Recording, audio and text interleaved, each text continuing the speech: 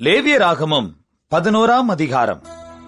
கர்த்தர் மோசேயையும் ஆரோனையும் நோக்கி, நீங்கள் இஸ்ரவேல் புத்திரரோடே சொல்ல வேண்டியது என்னவென்றால், பூமியில் இருக்கிற சகல மிருகங்களிலும் நீங்கள் புசிக்கத்தக்க ஜீவ ஜந்துக்கள் யாதெனில், மிருகங்களில் விரிகுளம்புள்ளதாயிருந்து குளம்புகள் இரண்டாக பிரிந்திருக்கிறதும் அசை போடுகிறதுமானவைகளை எல்லாம் நீங்கள் புசிக்கலாம்.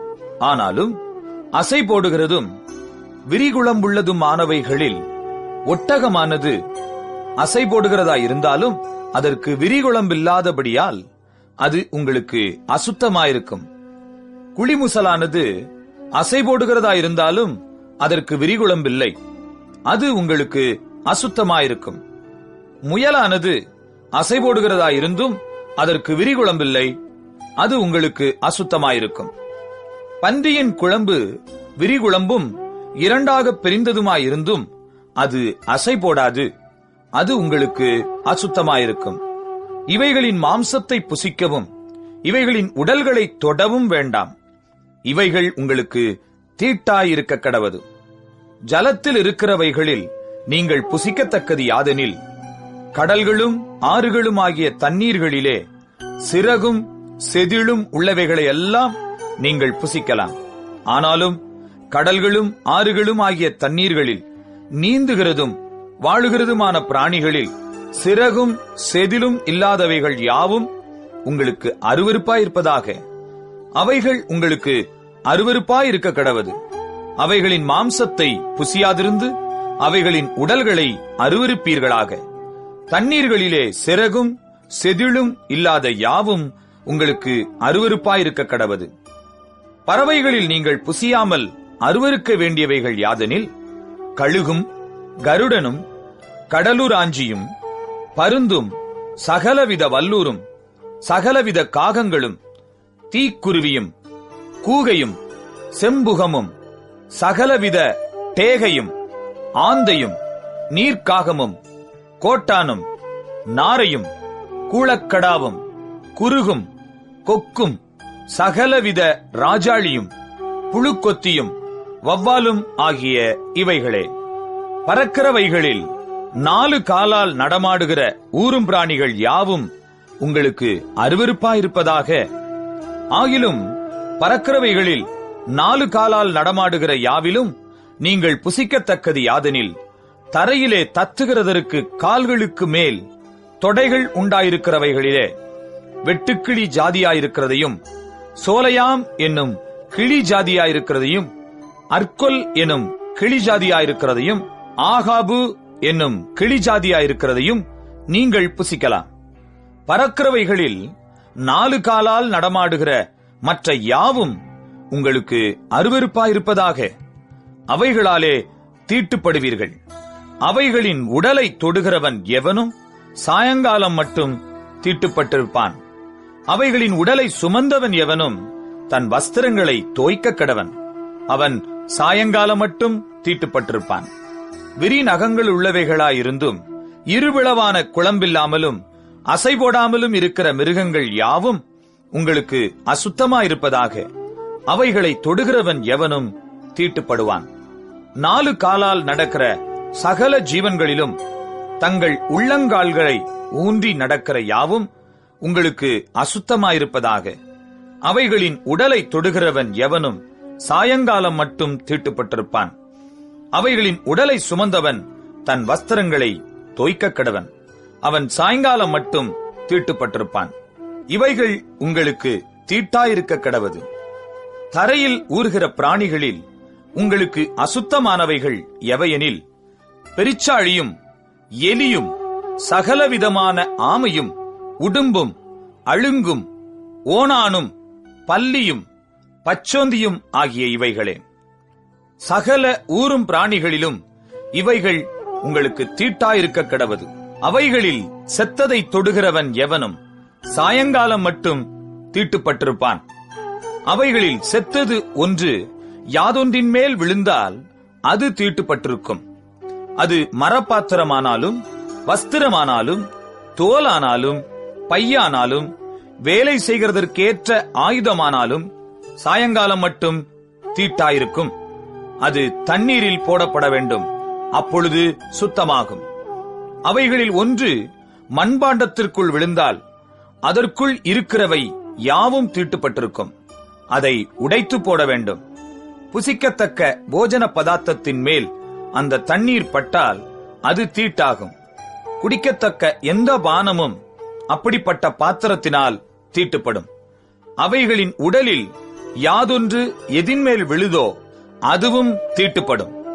அடுப்பானாலும் மண் தொட்டியானாலும் தகர்க்கப்படுவதாக. அவைகள் தீட்டுப்பட்டிருக்கும். ஆகையால் அவைகள் உங்களுக்கு தீட்டாயிருக்க கடவது. ஆனாலும் நீரூற்றும் மிகுந்த ஜலம் உண்டாகிய கிணறும் சுத்தமாயிருக்கும். அவைகளிலுள்ள உடலை தொடுகிறவனோ தீட்டுப்படுவான். மேற்சொல்லியவைகளின் உடலில் யாதொன்று விதைத்தானியத்தின் மேல் விழுந்தால் அது தீட்டுப்படாது. அந்த உடலில் யாதொன்று தண்ணீர் வார்க்கப்பட்டிருக்கிற விதையின் மேல் விழுந்ததானால் அது உங்களுக்கு தீட்டாயிருக்க கடவது. உங்களுக்கு ஆகாரத்துக்கான ஒரு மிருகம் செத்தால் அதன் உடலை தொடுகிறவன் சாயங்காலம் மட்டும் தீட்டுப்பட்டிருப்பான். அதன் மாம்சத்தை புசித்தவன் தன் வஸ்திரங்களை தோய்க்க கடவன். அவன் சாயங்காலம் மட்டும் தீட்டுப்பட்டிருப்பான். அதன் உடலை எடுத்து போனவனும் தன் வஸ்திரங்களை தோய்க்க கடவன். அவனும் சாயங்காலம் மட்டும் தீட்டுப்பட்டிருப்பான். தரையில் ஊறுகிற பிராணிகள் எல்லாம் உங்களுக்கு அருவருப்பாயிருக்க கடவது. அவை புசிக்கப்படலாகாது. தரையில் ஊறுகிற சகல பிராணிகளிலும் வயிற்றினால் நகருகிறவைகளையும் 4 காலால் நடமாடுகிறவைகளையும் அநேகங் கால்கள் உள்ளவைகளையும் புசியாதிருப்பீர்களாக. அவைகள் அருவருப்பானவைகள். ஊறுகிற எந்த பிராணிகளிலும் உங்களை அருவருப்பாக்கிக் கொள்ளாமலும் அவைகளால் தீட்டுப்படாமலும் இருப்பீர்களாக. அவைகளாலே நீங்கள் தீட்டுப்படுவீர்கள். நான் உங்கள் தேவனாகிய கர்த்தர். நான் பரிசுத்தர். ஆகையால் தரையில் ஊறுகிற எந்த பிராணிகளிலும் உங்களை தீட்டுப்படுத்தாமல் உங்களை பரிசுத்தமாக்கிக் கொண்டு பரிசுத்தராயிருப்பீர்களாக. நான் உங்கள் தேவனாயிருக்கும்படி உங்களை எகிப்து தேசத்திலிருந்து வரப்பண்ணின கர்த்தர். நான் பரிசுத்தர். ஆகையால் நீங்களும் பரிசுத்தராயிருப்பீர்களாக. சுத்தமானதற்கும் அசுத்தமானதற்கும், புசிக்கத்தக்க ஜந்துக்களுக்கும் புசிக்கத்தகாத ஜந்துக்களுக்கும் வித்தியாசம் பண்ணும் பொருட்டு மிருகத்துக்கும் பறவைகளுக்கும் தண்ணீர்களில் நீந்துகிற சகல ஜீவ ஜந்துக்களுக்கும் பூமியின் மேல் ஊறுகிற சகல பிராணிகளுக்கும் அடுத்த பிரமாணம் இதுவே என்று சொல்லுங்கள் என்றார்.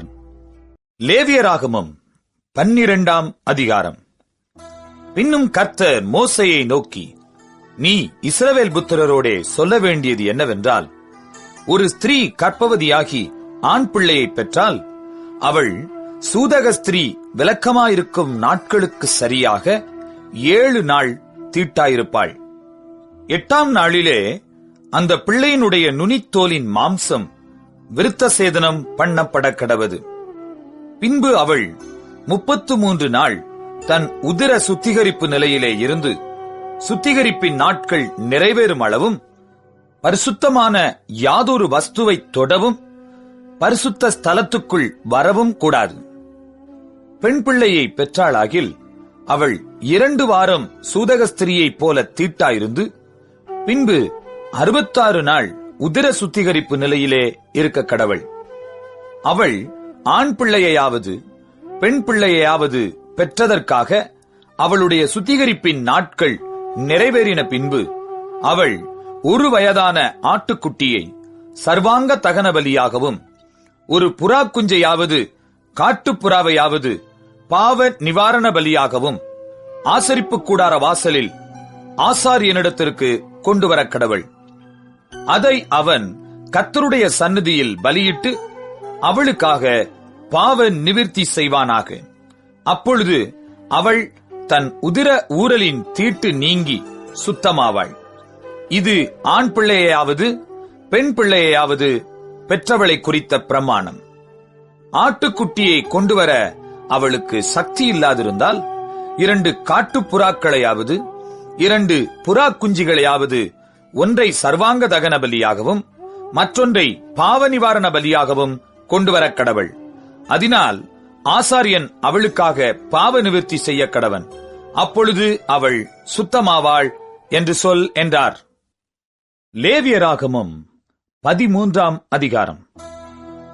பின்னும் கர்த்தர் மோசேயையும் ஆரோனையும் நோக்கி, ஒரு மனிதனுடைய சரீரத்தின் மேல் குஷ்டரோகம் போலிருக்கிற ஒரு தடிப்பாவது அசராவது வெள்ளை படராவது உண்டானால் அவன் ஆசாரியனாகிய ஆரோனிடத்தில் ஆகிலும் ஆசாரியராகிய அவன் குமாரரில் ஒருவனிடத்தில் ஆகிலும் கொண்டுவரப்பட கடவன்.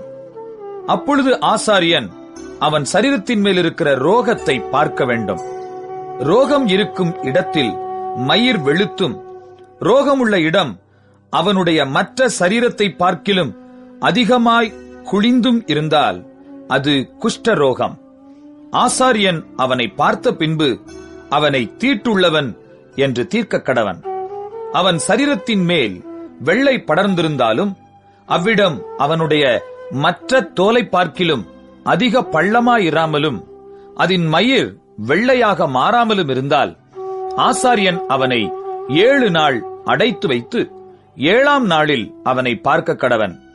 தோலில் ரோகம் அதிகப்படாமல் அவன் பார்வைக்கு ரோகம் நின்றிருந்தால் ஆசாரியன் 2ஆந்தரம் அவனை 7 நாள் அடைத்து வைத்து 2ஆந்தரம் அவனை 7ஆம் நாளில் பார்க்க கடவன். தோலில் ரோகம் அதிகப்படாமல் சுருங்கி இருந்தால் ஆசாரியன் அவனை சுத்தமுள்ளவன் என்று தீர்க்க கடவன். அது அசரு. அவன் தன் வஸ்திரங்களை தோய்த்து சுத்தமாயிருப்பானாக. தன்னை சுத்தமுள்ளவன் என்று தீர்க்கிறதற்கு அவன் தன்னை ஆசாரியனுக்கு காண்பித்த பின்பு அசரு தோலில் அதிகமாய் படர்ந்திருந்தால் அவன் மறுபடியும் ஆசாரியனுக்கு தன்னை காண்பிக்க கடவன். அப்பொழுது அசரு தோலிலே படர்ந்தது என்று ஆசாரியன் கண்டால் ஆசாரியன் அவனை தீட்டுள்ளவன் என்று தீர்க்க கடவன். அது குஷ்டரோகம். குஷ்டரோகம் ஒரு மனிதனுக்கு இருந்தால் அவனை ஆசாரியனிடத்தில் கொண்டு வர வேண்டும். அப்பொழுது ஆசாரியன் அவனை பார்த்து, தோலிலே வெள்ளையான தடிப்பிருந்து அது மயிரை வெண்மையாக மாற பண்ணிற்றென்றும் அந்த தடிப்புள்ள இடத்திலே ரண மாம்சம் உண்டென்றும் கண்டால் அது அவன் சரீரத்திலுள்ள நாள்பட்ட குஷ்டம். அவன் தீட்டுள்ளவன். ஆதலால் ஆசாரியன் அவனை அடைத்து வைக்காமல் தீட்டுள்ளவன் என்று தீர்க்க கடவன். ஆசாரியன் பார்க்கிற இடங்கள் எங்கும் தோலிலே குஷ்டம் தோன்றி அந்த ரோகமுள்ளவனுடைய தலை தொடங்கி அவன் கால் மட்டும் அது தேகம் முழுவதையும் மூடியிருக்க கண்டால் அப்பொழுது ஆசாரியன் பார்த்து, குஷ்டம் அவன் சரீரம் முழுவதையும் மூடியிருந்தால் அவனை சுத்தமுள்ளவன் என்று தீர்க்க கடவன். அவன் உடம்பெல்லாம் வெண்மையாய் போனபடியால் அவன் சுத்தமுள்ளவன். ஆனாலும் ரணமாம்சம் அவனில் காணப்பட்டால் அவன் தீட்டுள்ளவன். ஆகையால் ரணமாம்சத்தை ஆசாரியன் காணும்போது அவனை தீட்டுள்ளவன் என்று தீர்க்க கடவன். ரணமாம்சம் தீட்டுள்ளது, அது குஷ்டம். அல்லது ரணமாம்சம் மாறி வெண்மையானால் அவன் ஆசாரியனிடத்துக்கு வர வேண்டும். ஆசாரியன் அவனை பார்த்து ரோகமுள்ள இடம் வெண்மையாக மாறினதென்று கண்டால் ஆசாரியன் அவனை சுத்தமுள்ளவன் என்று தீர்க்க கடவன். அவன் சுத்தமுள்ளவன். சரீரத்தின் மேல் புண் உண்டாயிருந்து ஆறிப்போய் அவ்விடத்திலே ஒரு வெள்ளை தடிப்பாவது சிவப்பு கலந்த ஒரு வெள்ளை படராவது உண்டானால் அதை ஆசாரியனுக்கு காண்பிக்க வேண்டும். ஆசாரியன் அதை பார்த்து அவ்விடம் மற்ற தோலை பார்க்கிலும் குளிந்திருக்கவும் அதன் மயிர் வெள்ளையாக மாறியிருக்கவும் கண்டால் ஆசாரியன் அவனை தீட்டுள்ளவன் என்று தீர்க்க வேண்டும். அது புண்ணில் எழும்பின குஷ்டம். ஆசாரியன் அதை பார்த்து அதில் வெள்ளை மயிர் இல்லை என்றும் அது மற்ற தோலை பார்க்கிலும் குளிந்திராமல் சுருங்கியிருக்கிறது என்றும் கண்டானாகில் அவனை 7 நாள் அடைத்து வைத்து அது தோலில் அதிகமாய் படர்ந்திருக்க கண்டால் அவனை தீட்டுள்ளவன் என்று தீர்க்க கடவன். அது குஷ்டந்தான். அந்த வெள்ளை படர் அதிகப்படாமல் அவ்வளவில் நின்றிருக்கும் ஆகில் அது புண்ணின் தழும்பாயிருக்கும். ஆகையால் ஆசாரியன் அவனை சுத்தமுள்ளவன் என்று தீர்க்க கடவன். ஒருவனுடைய சரீரத்தின் மேல் நெருப்பு பட்டதினாலே வெந்து அந்த வேக்காடு ஆறிப்போன இடத்திலே சிவப்பான படராவது வெண்மையான படராவது உண்டானால் ஆசாரியன் அதை பார்க்க கடவன்.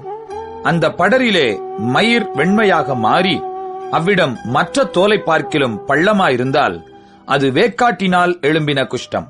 ஆகையால் ஆசாரியன் அவனை தீட்டுள்ளவன் என்று தீர்க்க கடவன். அது குஷ்டரோகந்தான். ஆசாரியன் அதை பார்க்கிறபோது படரிலே வெள்ளை மயிர் இல்லை என்றும் அது மற்ற தோலை பார்க்கிலும் குளிந்திராமல் சுருங்கியிருக்கிறது என்றும் கண்டானாகில் அவனை 7 நாள் அடைத்து வைத்து 7ஆம் நாளில் அவனை பார்க்க கடவன். அது தோலில் அதிகமாய் படர்ந்திருந்தால் ஆசாரியன் அவனை தீட்டுள்ளவன் என்று தீர்க்க கடவன். அது குஷ்டரோகம். படரானது தோலில் பெருகாமல் அவ்வளவில் நின்று சுருங்கி இருந்ததாகில் அது சூட்டினால் உண்டான தழும்பு. ஆசாரியன் அவனை சுத்தமுள்ளவன் என்று தீர்க்க கடவன். அது சூட்டினால் வந்த வேக்காடு. புருஷனுக்காகிலும் ஸ்திரீக்காகிலும் தலையிலாவது தாடியிலாவது ஒரு சொறி உண்டானால் ஆசாரியன் அதை பார்த்து அவ்விடம் மற்ற தோலை பார்க்கிலும் பள்ளமும் அதிலே மயிர் பொன்னிறமும் மிருதுவுமாயிருக்க கண்டால் ஆசாரியன் அவனை தீட்டுள்ளவன் என்று தீர்க்க கடவன். அது தலையிலும் தாடியிலும் உண்டாகிற சொறி குஷ்டம். ஆசாரியன் அந்த சொறி குஷ்டத்தை பார்க்கும்போது அவ்விடம் மற்ற தோலை பார்க்கிலும் பள்ளமாயிராமலும் அதிலே கருத்த மயிர் இல்லாமலும் இருக்க கண்டால் ஆசாரியன் அவனை 7 நாள் அடைத்து வைத்து 7ஆம் நாளில் ஆசாரியன் அதை பார்க்க கடவன். அந்த சொறி இடங்கொள்ளாமலும் அதிலே பொன்னிற மயிர் இல்லாமலும் அவ்விடம் மற்ற தோலை பார்க்கிலும் பள்ளமில்லாமலும் இருந்தால் அந்த சொறியுள்ள இடம் தவிர மற்ற யாவையும் அவன் சிரைத்துக் கொள்ள கடவன். பின்பு ஆசாரியன் 2ஆம் தரம் அவனை 7 நாள் அடைத்து வைத்து 7ஆம் நாளில் அதை பார்க்க கடவன். சொறி தோலில் இடங்கொள்ளாமலும் அவ்விடம் மற்ற தோலை பார்க்கிலும் பள்ளமில்லாமலும் இருந்தால் ஆசாரியன் அவனை சுத்தமுள்ளவன் என்று தீர்க்க கடவன். அவன் தன் வஸ்திரங்களை தோய்த்த பின் சுத்தமாயிருப்பான். அவன் சுத்தமுள்ளவன் என்று தீர்க்கப்பட்ட பின் அந்த சொறி தோலில் இடங்கொண்டதானால் ஆசாரியன் அவனை பார்க்க கடவன். சொறி தோலில் இடங்கொண்டிருந்தால் அப்பொழுது மயிர் பொன்னிறமா அல்லவா என்று ஆசாரியன் விசாரிக்க வேண்டியதில்லை. அவன் தீட்டுள்ளவனே. அவன் பார்வைக்கு அந்த சொறி நீங்கி அதில் கருத்த மயிர் முளைத்ததேயாகில் சொறி சொஸ்தமாயிற்று. அவன் சுத்தமுள்ளவன். ஆசாரியன் அவனை சுத்தமுள்ளவன் என்று தீர்க்க கடவன். ஒரு புருஷனுக்காகிலும் ஸ்திரீக்காகிலும் அவர்கள் சரீரத்தின் மேல் வெள்ளை புள்ளிகள் உண்டாயிருந்தால் ஆசாரியன் பார்க்க கடவன். அவர்கள் சரீரத்திலே மங்கின வெள்ளை புள்ளிகள் இருந்தால் அது தோலில் எழும்புகிற வெள்ளை தேமல். அவர்கள் சுத்தமுள்ளவர்கள். ஒருவனுடைய தலைமயிர் உதிர்ந்து அவன் மொட்டையனானாலும் அவன் சுத்தமாயிருக்கிறான்.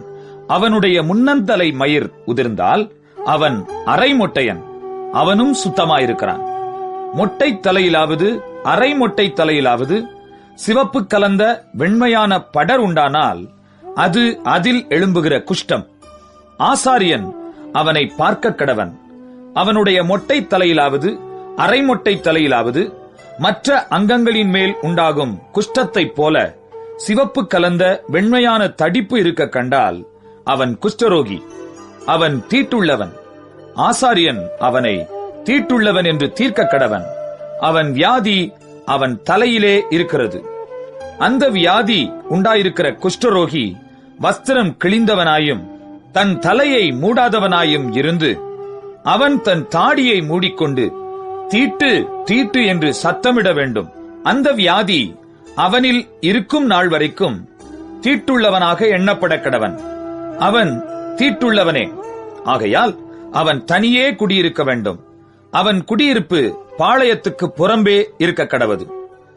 ஆட்டுமயிர் வஸ்திரத்திலாவது பஞ்சினூல் வஸ்திரத்திலாவது பஞ்சினூல் அல்லது ஆட்டுமயிரான பாவிலாவது ஊடையிலாவது ஒரு தோலிலாவது தோலினால் செய்த எந்தவித வஸ்துவிலாவது குஷ்டதோஷம் தோன்றி வஸ்திரத்திலாவது தோலிலாவது பாவிலாவது ஊடையிலாவது தோலினால் செய்த எந்தவித வஸ்துவிலாவது குஷ்டதோஷம் பச்சையாயாவது சிவப்பாயாவது காணப்பட்டால் அது குஷ்டமாயிருக்கும்.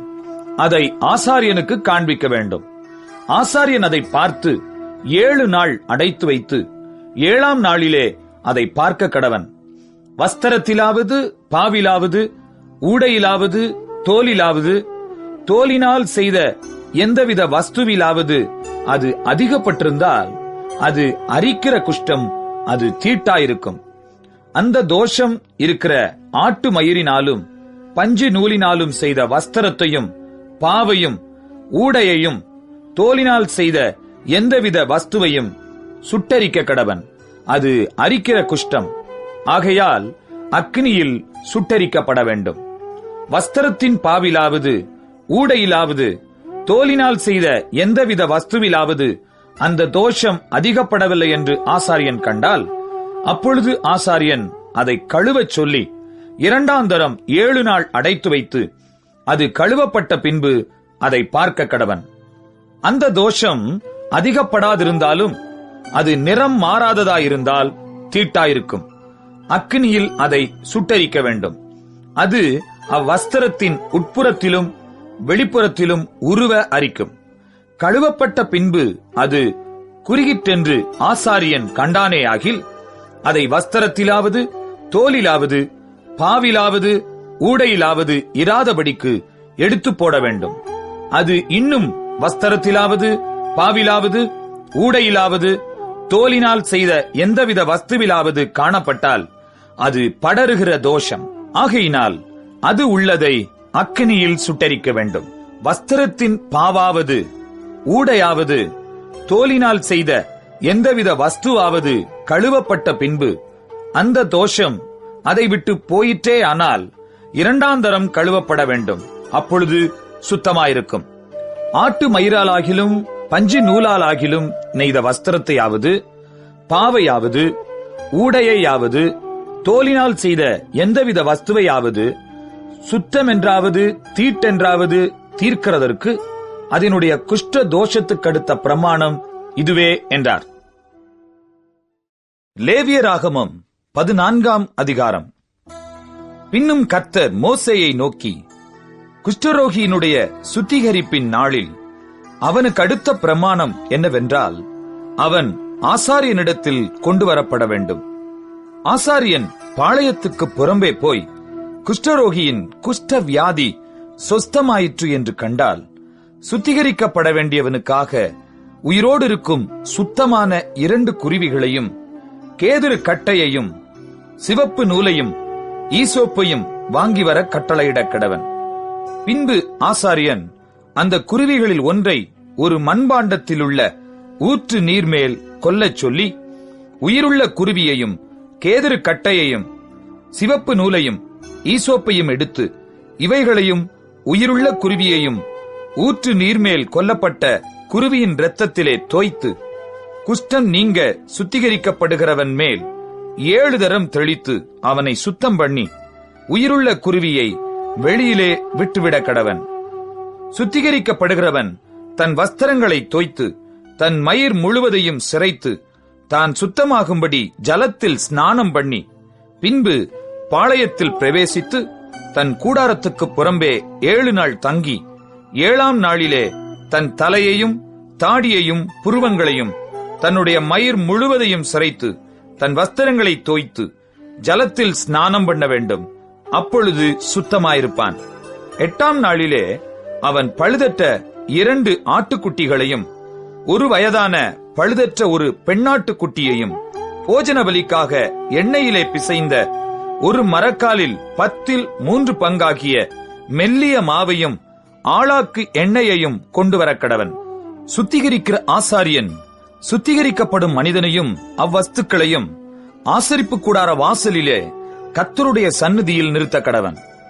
பின்பு ஆசாரியன் ஒரு ஆட்டுக்குட்டியை பிடித்து அதையும் அந்த ஆளாக்கு எண்ணெயையும் குற்ற நிவாரண பலியாக கொண்டு வந்து கர்த்தருடைய சந்நிதியில் அசைவாட்டும் பலியாக அசைவாட்டி பாவ நிவாரண பலியும் சர்வாங்க தகன பலியும் இடும் பரிசுத்த ஸ்தலத்திலே அந்த ஆட்டுக்குட்டியை கொல்ல கடவன். குற்ற நிவாரண பலி பாவ நிவாரண பலியைப் போல ஆசாரியனுக்கு உரியது. அது மகா பரிசுத்தமானது. அந்த குற்ற நிவாரண பலியின் இரத்தத்தில் ஆசாரியன் கொஞ்சம் எடுத்து சுத்திகரிக்கப்படுகிறவன் வலது காதின் மடலிலும் அவன் வலது கையின் பெருவிரலிலும் வலது காலின் பெருவிரலிலும் பூசக்கடவன். பின்பு ஆசாரியன் அந்த ஆழாக்கு எண்ணெயிலே கொஞ்சம் தன் இடது கையில் வார்த்து, தன் இடது கையிலுள்ள எண்ணெயில் தன் வலது கையின் விரலை தோய்த்து, தன் விரலினால் 7 தரம் அந்த எண்ணெயில் எடுத்து கர்த்தருடைய சந்நிதியில் தெளித்து, தன் உள்ளங்கையில் இருக்கிற மீதியான எண்ணெயிலே கொஞ்சம் எடுத்து, சுத்திகரிக்கப்படுகிறவன் வலது காதின் மடலிலும் அவன் வலது கையின் பெருவிரலிலும் வலது காலின் பெருவிரலிலும் முந்த பூசியிருக்கிற குற்ற நிவாரண பலியினுடைய இரத்தத்தின் மேல் பூசி, தன் உள்ளங்கையில் இருக்கிற மீதியான எண்ணெயை சுத்திகரிக்கப்படுகிறவன் தலையிலே வார்த்து, கர்த்தருடைய சந்நிதியில் அவனுக்காக பாவ நிவர்த்தி செய்ய கடவன். ஆசாரியன் பாவ நிவாரண பலியையும் செலுத்தி, சுத்திகரிக்கப்படுகிறவனின் தீட்டு நீங்க அவனுக்கு பாவ நிவிர்த்தி செய்து, பின்பு சர்வாங்க தகன பலியை கொன்று சர்வாங்க தகன பலியையும் போஜன பலியையும் பலிபிடத்தின் மேல் வைத்து அவனுக்காக பாவ நிவிர்த்தி செய்ய கடவன். அப்பொழுது அவன் சுத்தமாயிருப்பான். அவன் இம்மாத்திரம் செய்ய திராணியற்ற தரித்திரனாயிருந்தால், அவன் தன் பாவ நிவிர்த்திக்கென்று அசைவாட்டும் குற்ற நிவாரண பலியாக ஒரு ஆட்டுக்குட்டியையும், போஜன பலிக்கு எண்ணெயில் பிசைந்த ஒரு மரக்கால் மெல்லிய மாவிலே 10 பங்கையும், ஆளாக்கு எண்ணெயையும், தன் திராணிக்கு தக்கபடி 2 காட்டுப்புறாக்களையாவது 2 புறா குஞ்சுகளையாவது, ஒன்று பாவ நிவாரண பலியாகவும் மற்றொன்று சர்வாங்க தகன பலியாகவும் செலுத்தும்படி வாங்கி, தான் சுத்திகரிக்கப்படும்படி 8ஆம் நாளில் ஆசரிப்பு கூடார வாசலிலே கர்த்தருடைய சந்நிதியில் ஆசாரியனிடத்துக்கு கொண்டு வருவானாக. அப்பொழுது ஆசாரியன் குற்ற நிவாரண பலிக்குரிய ஆட்டுக்குட்டியையும் அந்த ஆளாக்கு எண்ணெயையும் வாங்கி கர்த்தருடைய சந்நிதியில் அசைவாட்டும் போஜன பலியாக அசைவாட்டி, குற்ற நிவாரண பலிக்கான அந்த ஆட்டுக்குட்டியை கொன்று குற்ற நிவாரண பலியின் இரத்தத்தில் கொஞ்சம் எடுத்து, சுத்திகரிக்கப்படுகிறவன் வலது காதின் மடலிலும் அவன் வலது கையின் பெருவிரலிலும் வலது காலின் பெருவிரலிலும் பூசி, அந்த எண்ணெயிலே கொஞ்சம் தன் இடது கையில் வார்த்து, தன் இடது கையிலுள்ள எண்ணெயிலே தன் வலது விரலை தோய்த்து, கர்த்தருடைய சந்நிதியில் 7 தரம் தெளித்து, தன் உள்ளங்கையில் இருக்கிற எண்ணெயில் கொஞ்சம் எடுத்து, சுத்திகரிக்கப்படுகிறவன் வலது காதின் மடலிலும் அவன் வலது கையின் பெருவிரலிலும் வலது காலின் பெருவிரலிலும் குற்ற நிவாரண பலியின் இரத்தம் பூசியிருக்கிற இடத்தின் மேல் பூசி, தன் உள்ளங்கையில் இருக்கிற மற்ற எண்ணெயை சுத்திகரிக்கப்படுகிறவன் தலையின் மேல் அவனுக்காக கர்த்தருடைய சந்நிதியில் பாவ நிவிர்த்தி செய்யும்படி தடவி, பின்பு அவன் தன் திராணிக்கும் தகுதிக்கும் தக்கதாய் காட்டுப்புறாக்களையாவது புறா குஞ்சுகளையாவது கொண்டு வந்து, அவைகளில் ஒன்றை பாவ நிவாரண பலியும் மற்றொன்றை சர்வாங்க தகன பலியும் ஆக்கி போஜன பலியோட கூட செலுத்தி, இப்படியே ஆசாரியன் சுத்திகரிக்கப்படுகிறவனுக்காக கர்த்தருடைய சந்நிதியில் பாவ நிவிர்த்தி செய்ய கடவன். தன் சுத்திகரிப்புக்கு வேண்டியவைகளை சம்பாதிக்க கூடாத குஷ்டரோகியை குறித்த பிரமாணம் இதுவே என்றார். பின்னும் கர்த்தர் மோசேயையும் ஆரோனையும் நோக்கி, நான் உங்களுக்கு காணியாட்சியாக கொடுக்கும் கானான் தேசத்திலே நீங்கள் போய் சேர்ந்த பின்பு, உங்கள் காணியாட்சியான தேசத்தில் ஒரு வீட்டிலே குஷ்ட தோஷத்தை நான் வரப்பண்ணினால், அந்த வீட்டிற்கு உடையவன் வந்து வீட்டிலே தோஷம் வந்திருக்கிறதாக தோன்றுகிறது என்று ஆசாரியனுக்கு அறிவிக்க கடவன். அப்பொழுது வீட்டிலுள்ள யாவும் தீட்டுப்படாதபடிக்கு ஆசாரியன் அந்த தோஷத்தை பார்க்க போகும் முன்னே வீட்டை ஒளித்து வைக்கும்படி சொல்லி, பின்பு வீட்டை பார்க்கும்படி போய் அந்த தோஷம் இருக்கிற இடத்தை பார்க்க கடவன். அப்பொழுது வீட்டுச் சுவர்களிலே கொஞ்சம் பச்சையும் கொஞ்சம் சிவப்புமான குழி விழுந்திருந்து அவைகள் மற்ற சுவரை பார்க்கிலும் பள்ளமாயிருக்க கண்டால், ஆசாரியன் வீட்டை விட்டு புறப்பட்டு வாசற்படியிலே வந்து வீட்டை 7 நாள் அடைத்து வைத்து 7ஆம் நாளிலே திரும்ப போய் பார்த்து, தோஷம் வீட்டுச் சுவர்களில் படர்ந்ததென்று கண்டால், தோஷம் இருக்கும் அவ்விடத்து கல்லுகளை பெயர்க்கவும் பட்டணத்துக்கு புறம்பே அசுத்தமான ஒரு இடத்திலே போடவும் அவன் கட்டளையிட்டு, வீட்டை உள்ளே சுற்றிலும் செதுக்கச் சொல்லி, செதுக்கி போட்ட மண்ணை பட்டணத்துக்கு புறம்பே அசுத்தமான ஒரு இடத்திலே கொட்டவும், வேறே கல்லுகளை எடுத்து வந்து அந்த கல்லுகளுக்கு பதிலாக கட்டி வேறே சாந்தை எடுத்து வீட்டை பூசவும் கட்டளையிடுவானாக. கல்லுகளை பெயர்த்து வீட்டை செதுக்கி நவமாய் பூசின பின்பும் அந்த தோஷம் திரும்ப வீட்டில் வந்ததானால் ஆசாரியன் போய் பார்க்க கடவன். தோஷம் வீட்டில் படர்ந்ததானால் அது வீட்டை அரிக்கிற குஷ்டம், அது தீட்டாயிருக்கும். ஆகையால் வீடு முழுவதையும் இடித்து அதன் கல்லுகளையும் மரங்களையும் அதன் சாந்து எல்லாவற்றையும் பட்டணத்துக்கு புறம்பே அசுத்தமான இடத்திலே கொண்டு போக வேண்டும். வீடு அடைக்கப்பட்டிருக்கும் நாட்களில் அதற்குள் பிரவேசிக்கிறவன் சாயங்காலம் மட்டும் தீட்டுப்பட்டிருப்பான். அந்த வீட்டிலே படுத்தவன் தன் வஸ்திரங்களை தோய்க்க கடவன். அந்த வீட்டிலே சாப்பிட்டவனும் தன் வஸ்திரங்களை தோய்க்க கடவன்.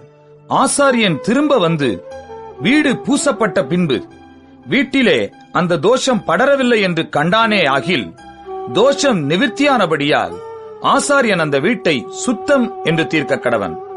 அப்பொழுது வீட்டிற்கு தோஷம் கழிக்க 2 குருவிகளையும் கேதுரு கட்டையையும் சிவப்பு நூலையும் ஈசோப்பையும் எடுத்து ஒரு குருவியை ஒரு மண்பாண்டத்திலுள்ள ஊற்று நீரின் மேல் கொன்று கேதுரு கட்டையையும் ஈசோப்பையும் சிவப்பு நூலையும் உயிருள்ள குருவியையும் எடுத்து இவைகளை கொல்லப்பட்ட குருவியின் இரத்தத்திலும் ஊற்று நீரிலும் தோய்த்து வீட்டின் மேல் 7 தரம் தெளித்து குருவியின் இரத்தத்தினாலும் ஊற்று நீரினாலும் உயிருள்ள குருவியினாலும் கேதுரு கட்டையினாலும் ஈசோப்பினாலும் சிவப்பு நூலினாலும் வீட்டிற்கு தோஷங்களித்து உயிருள்ள குருவியை பட்டணத்துக்கு புறம்பே வெளியிலே விட்டுவிட்டு இப்படி வீட்டிற்கு பிராயச்சித்தம் செய்ய கடவன். அப்பொழுது அது சுத்தமாயிருக்கும். இது சகலவித குஷ்டரோகத்துக்கும் சொறிக்கும் வஸ்திர குஷ்டத்துக்கும் வீட்டு குஷ்டத்துக்கும் தடிப்புக்கும் அசருக்கும் வெள்ளை படருக்கும் அடுத்த பிரமாணம். குஷ்டம் எப்பொழுது தீட்டுள்ளது என்றும் எப்பொழுது தீட்டில்லாதது என்றும் தெரிவிப்பதற்கு குஷ்டரோகத்துக்கு அடுத்த பிரமாணம் இதுவே என்றார். லேவியராகமம் 15ஆம் அதிகாரம். பின்னும் கர்த்தர் மோசேயையும் ஆரோனையும் நோக்கி, நீங்கள் இஸ்ரவேல் புத்திரரோடே சொல்ல வேண்டியது என்னவென்றால், ஒருவனுக்கு பிரமியம் உண்டானால் அவன் தன் பிரமியத்தினாலே தீட்டானவன். அவனுடைய மாம்சத்திலுள்ள பிரமியம் ஊறிக்கொண்டிருந்தாலும் அவன் பிரமியம் அடைபட்டிருந்தாலும் அதனால் அவனுக்கு தீட்டுண்டாகும். பிரமியம் உள்ளவன் படுக்கிற எந்த படுக்கையும் தீட்டாகும். அவன் எதின்மேல் உட்காருகிறானோ அதுவும் தீட்டாகும். அவன் படுக்கையை தொடுகிறவன் தன் வஸ்திரங்களை தோய்த்து தண்ணீரில் முழுகக் கடவன். சாயங்காலம் மட்டும் அவன் தீட்டுப்பட்டிருப்பானாக. பிரமியம் உள்ளவன் உட்கார்ந்ததின் மேல் உட்காருகிறவன் தன் வஸ்திரங்களை தோய்த்து தண்ணீரில் முழுகி சாயங்காலம் மட்டும் தீட்டுப்பட்டிருப்பானாக. பிரமியம் உள்ளவனின் சரீரத்தை தொடுகிறவன் தன் வஸ்திரங்களை தோய்த்து தண்ணீரில் முழுகி சாயங்காலம் மட்டும் தீட்டுப்பட்டிருப்பானாக. பிரமியம் உள்ளவன் சுத்தமாயிருக்கிற ஒருவன் மேல் துப்பினால் இவன் தன் வஸ்திரங்களை தோய்த்து தண்ணீரில் முழுகி சாயங்காலம் மட்டும் தீட்டுப்பட்டிருப்பானாக. பிரமியம் உள்ளவன் ஏறும் எந்த சேணமும் தீட்டாயிருக்கும். அவனுக்கு கீழிருந்த எதையாகிலும் தொடுகிறவன் சாயங்காலம் மட்டும் தீட்டுப்பட்டிருப்பான். அதை எடுத்துக்கொண்டு போகிறவன் தன் வஸ்திரங்களை தோய்த்து தண்ணீரில் முழுகி சாயங்காலம் மட்டும் தீட்டுப்பட்டிருப்பானாக. பிரமியம் உள்ளவன் தன் கைகளை தண்ணீரினால் கழுவாமல் ஒருவனை தொட்டால் இவன் தன் வஸ்திரங்களை தோய்த்து தண்ணீரில் முழுகி சாயங்காலம் மட்டும் தீட்டுப்பட்டிருப்பானாக. பிரமியம் உள்ளவன் தொட்ட மண்பாண்டம் உடைக்கப்படவும் மரச்சாமான் எல்லாம் தண்ணீரினால் கழுவப்படவும் வேண்டும். பிரமியம் உள்ளவன் தன் பிரமியம் நீங்கி சுத்தமானால் தன் சுத்திகரிப்புக்கென்று 7 நாள் எண்ணிக்கொண்டிருந்து தன் வஸ்திரங்களை தோய்த்து தன் தேகத்தை ஊற்று நீரில் கழுவ கடவன். அப்பொழுது சுத்தமாயிருப்பான். 8ஆம் நாளிலே அவன் 2 காட்டுப்புறாக்களையாவது 2 புறா குஞ்சுகளையாவது ஆசரிப்பு கூடார வாசலிலே கர்த்தருடைய சந்நிதியில் கொண்டு வந்து ஆசாரியனிடத்தில் கொடுக்க கடவன். ஆசாரியன் அவைகளில் ஒன்றை பாவ நிவாரண பலியும் மற்றொன்றை சர்வாங்க தகன பலியும் ஆக்கி அவனுக்காக கர்த்தருடைய சந்நிதியில் அவன் பிரமியத்து நிமித்தம் பாவ நிவிர்த்தி செய்ய வேண்டும். ஒருவனிலிருந்து இந்திரியம் கழிந்ததுண்டானால் அவன் தண்ணீரில் முழுக வேண்டும். சாயங்காலம் மட்டும் அவன் தீட்டுப்பட்டிருப்பானாக. கழிந்த இந்திரியம் பட்ட வஸ்திரமும் தோலும் தண்ணீரினால் கழுவப்பட்டு சாயங்காலம் மட்டும் தீட்டாயிருப்பதாக. இந்திரியம் கழிந்தவனோடே ஸ்திரீ படுத்துக் கொண்டிருந்தால் இருவரும் தண்ணீரில் முழுகி சாயங்காலம் மட்டும் தீட்டுப்பட்டிருப்பார்களாக. சூதக ஸ்திரீ தன் சரீரத்திலுள்ள உதிர ஊரலி நிமித்தம் 7 நாள் தன் விலக்கத்தில் இருக்க கடவள். அவளை தொடுகிறவன் எவனும் சாயங்காலம் மட்டும் தீட்டுப்பட்டிருப்பானாக.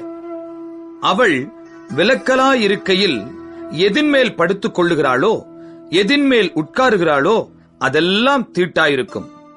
அவள் படுக்கையை தொடுகிறவன் எவனும் தன் வஸ்திரங்களை தோய்த்து தண்ணீரில் முழுகி சாயங்காலம் மட்டும் தீட்டுப்பட்டிருப்பானாக. அவள் உட்கார்ந்த மனையை தொடுகிறவன் எவனும் தன் வஸ்திரங்களை தோய்த்து தண்ணீரில் முழுகி சாயங்காலம் மட்டும் தீட்டுப்பட்டிருப்பானாக. அவள் படுக்கையின் மேலாகிலும் அவள் உட்கார்ந்த மனையின் மேலாகிலும் இருந்த எதையாகிலும் தொட்டவன் சாயங்காலம் மட்டும் தீட்டுப்பட்டிருப்பானாக. ஒருவன் அவளோடே படுத்துக் கொண்டதும் அவள் தீட்டு அவன் மேல் பட்டதும் உண்டானால் அவன் 7 நாள் தீட்டாயிருப்பானாக. அவன் படுக்கிற படுக்கையும் தீட்டுப்படும். ஒரு ஸ்திரீ விலகியிருக்க வேண்டிய காலம் அல்லாமல் அவளுடைய உதிரம் அநேக நாள் ஊறிக்கொண்டிருந்தால், அல்லது அந்த காலத்துக்கு மிஞ்சி அது கண்டிருக்கும் நாளெல்லாம் ஊறிக்கொண்டிருந்தால், தன் விலக்கத்தின் நாட்களில் இருந்தது போல அவள் தீட்டாயிருப்பாளாக.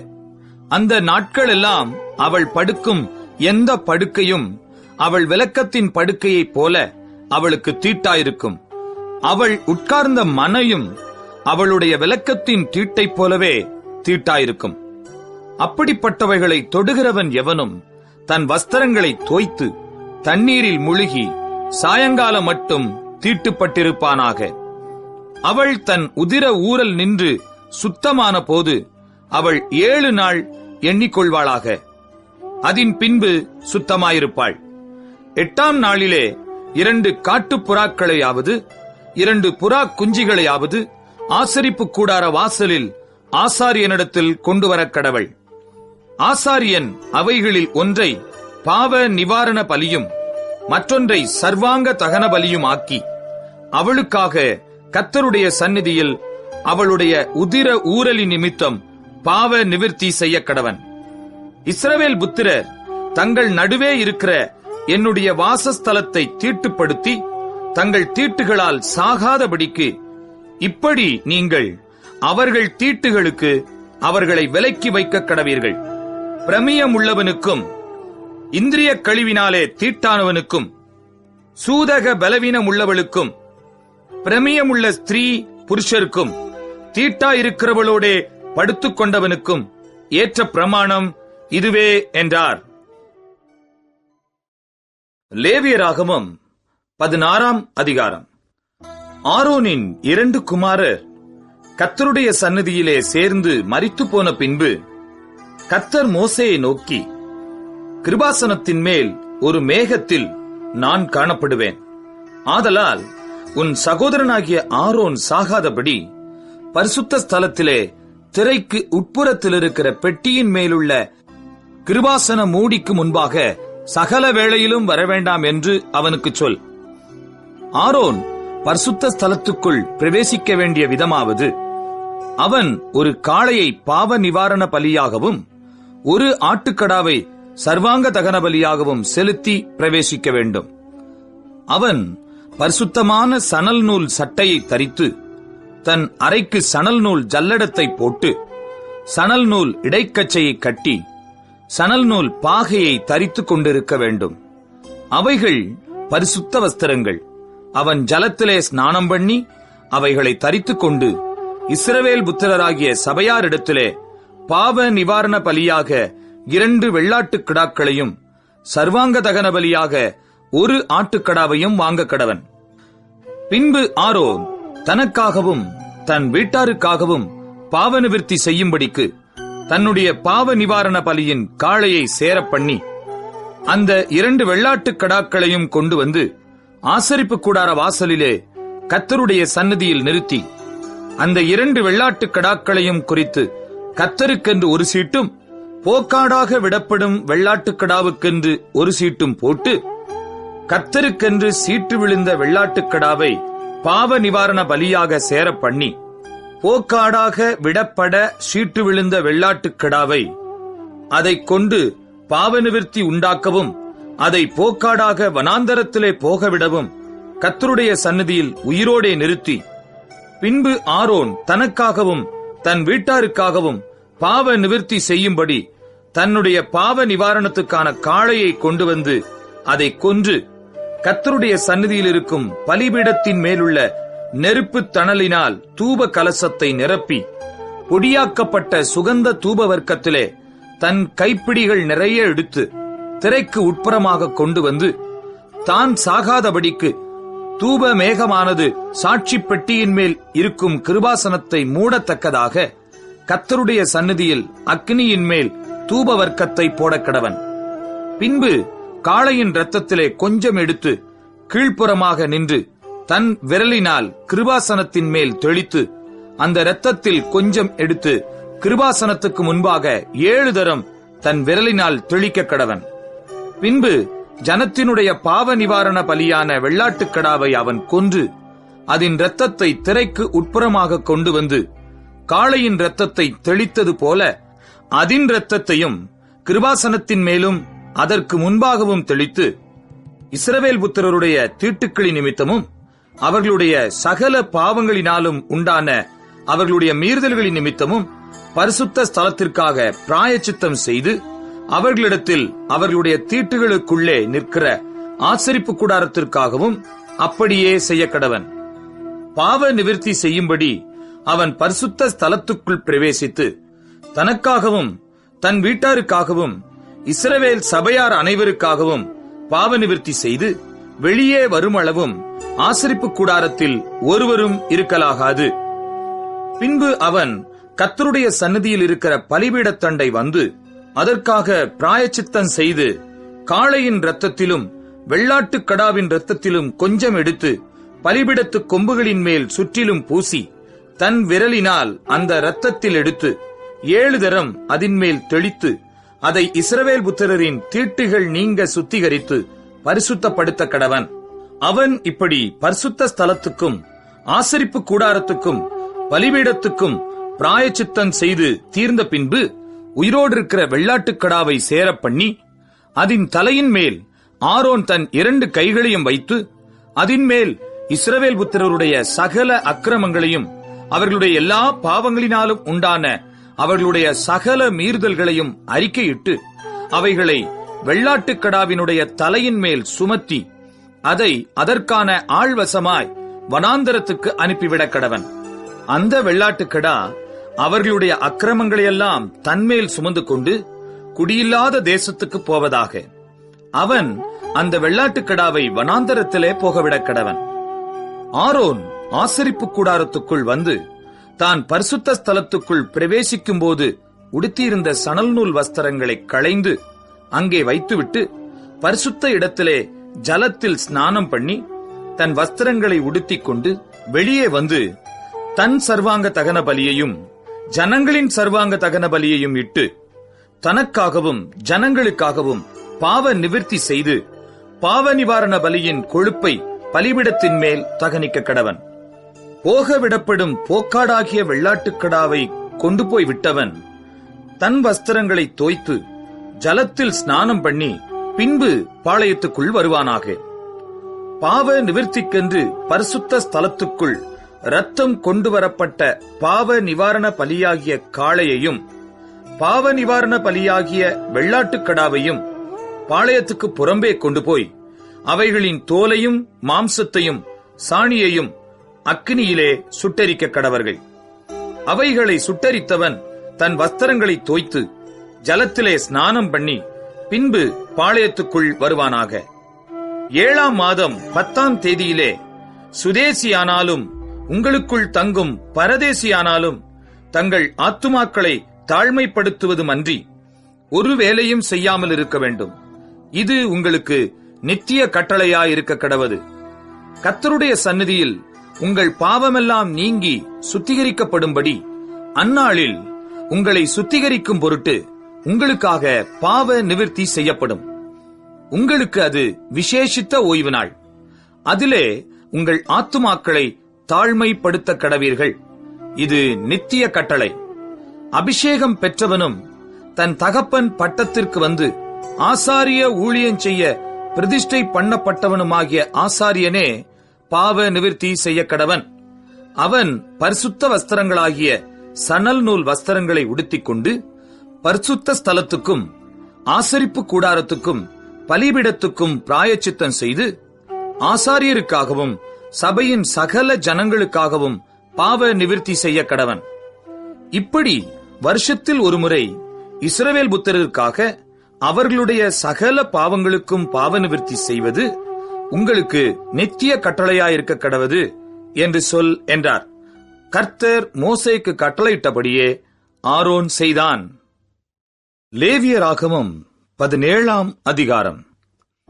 பின்னும் கர்த்தர் மோசேயை நோக்கி, நீ ஆரோனோடும் அவன் குமாரரோடும் இஸ்ரவேல் புத்திரர் அனைவரோடும் சொல்ல வேண்டியதாவது, கர்த்தர் கட்டளையிடுகிறது என்னவென்றால், இஸ்ரவேல் குடும்பத்தாரில் எவனாகிலும் மாட்டையாவது செம்மறி ஆட்டையாவது வெள்ளாட்டையாவது ஆசரிப்பு கூடார வாசலாகிய கர்த்தருடைய வாசஸ்தலத்துக்கு முன்பாக கர்த்தருக்கு செலுத்தும்படி கொண்டு வராமல் பாளையத்துக்குள்ளே ஆகிலும் பாளையத்துக்கு புறம்பே ஆகிலும் அதை கொன்றால் அது அந்த மனிதனுக்கு இரத்தப்பழியாக எண்ணப்படும். அந்த மனிதன் இரத்தம் சிந்தினபடியால் தன் ஜனத்தில் இராமல் அறுப்புண்டு போவான்.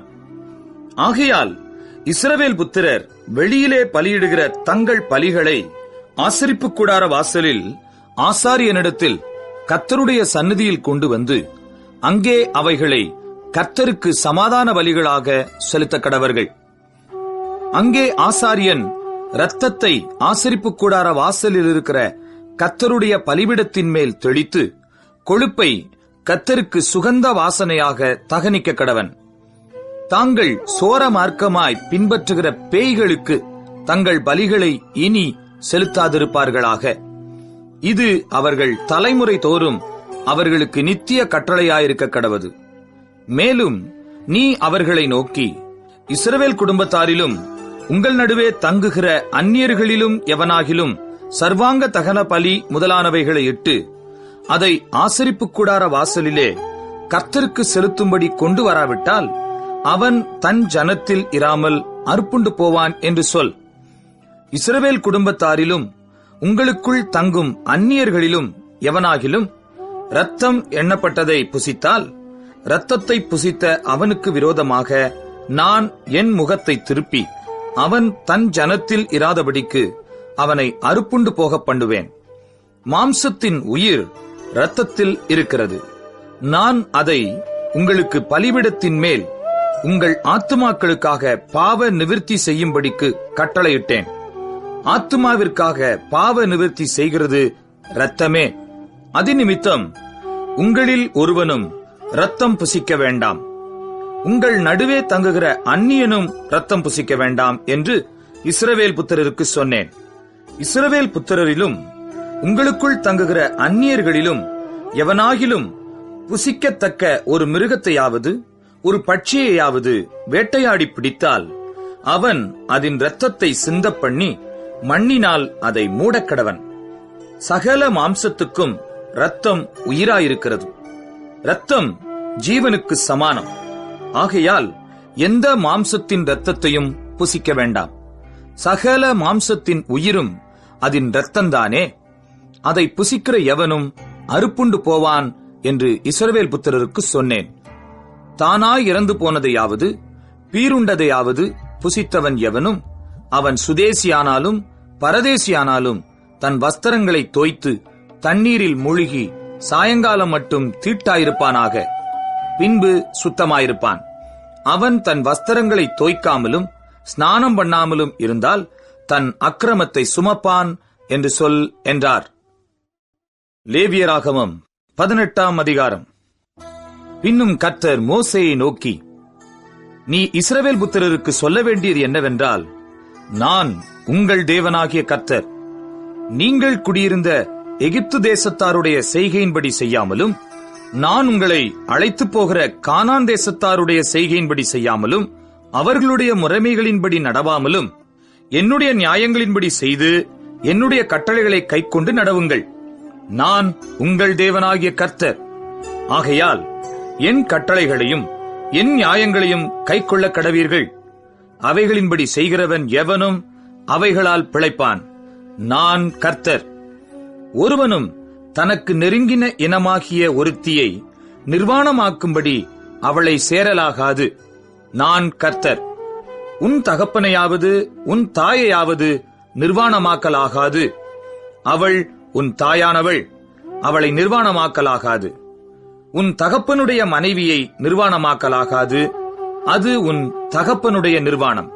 உன் தகப்பனுக்காவது உன் தாய்க்காவது வீட்டிலாகிலும் புறத்திலாகிலும் பிறந்த குமாரத்தியாகிய உன் சகோதரியை நிர்வாணமாக்கலாகாது. உன் குமாரனுடைய மகளையாவது உன் குமாரத்தியினுடைய மகளையாவது நிர்வாணமாக்கலாகாது. அது உன்னுடைய நிர்வாணம். உன் தகப்பனுடைய மனைவியினிடத்தில் உன் தகப்பனுக்கு பிறந்த குமாரத்தியை நிர்வாணமாக்கலாகாது. அவள் உனக்கு சகோதரி. உன் தகப்பனுடைய சகோதரியை நிர்வாணமாக்கலாகாது. அவள் உன் தகப்பனுக்கு நெருங்கின இனமானவள். உன் தாயினுடைய சகோதரியை நிர்வாணமாக்கலாகாது. அவள் உன் தாய்க்கு நெருங்கின இனமானவள். உன் தகப்பனுடைய சகோதரனை நிர்வாணமாக்கலாகாது. அவன் மனைவியை சேராயாக. அவள் உன் தகப்பனுடைய சகோதரி. உன் மருமகளை நிர்வாணமாக்கலாகாது. அவள் உன் குமாரனுக்கு மனைவி. அவளை நிர்வாணமாக்கலாகாது. உன் சகோதரனுடைய மனைவியை நிர்வாணமாக்கலாகாது. அது உன் சகோதரனுடைய நிர்வாணம். ஒரு ஸ்திரீயையும் அவள் மகளையும் நிர்வாணமாக்கலாகாது. அவளுடைய குமாரரின் மகளையும் அவளுடைய குமாரத்தியின் மகளையும் நிர்வாணமாக்கும்படி விவாகம் பண்ணலாகாது. இவர்கள் அவளுக்கு நெருங்கின இனமானவர்கள். அது முறைகேடு. உன் மனைவி உயிரோடு இருக்கையில் அவளுக்கு உபத்திரவமாக அவள் சகோதரியையும் நிர்வாணமாக்கும் பொருட்டு அவளை விவாகம் பண்ணலாகாது. ஸ்திரீயானவள் சூதகத்தால் விலக்கத்தில் இருக்கையில் அவளை நிர்வாணமாக்க அவளோடே சேராதே. பிறனுடைய மனைவியோடே சேரும்படி சயனித்து அவளால் உன்னை தீட்டுப்படுத்திக் கொள்ள வேண்டாம். நீ உன் சந்ததியில் யாரையாகிலும் மோளேகுக்கென்று தீக்கடக்கும்படி இடம் கொடாதே. உன் தேவனுடைய நாமத்தை பரிசுத்த குலைச்சலாக்காதே.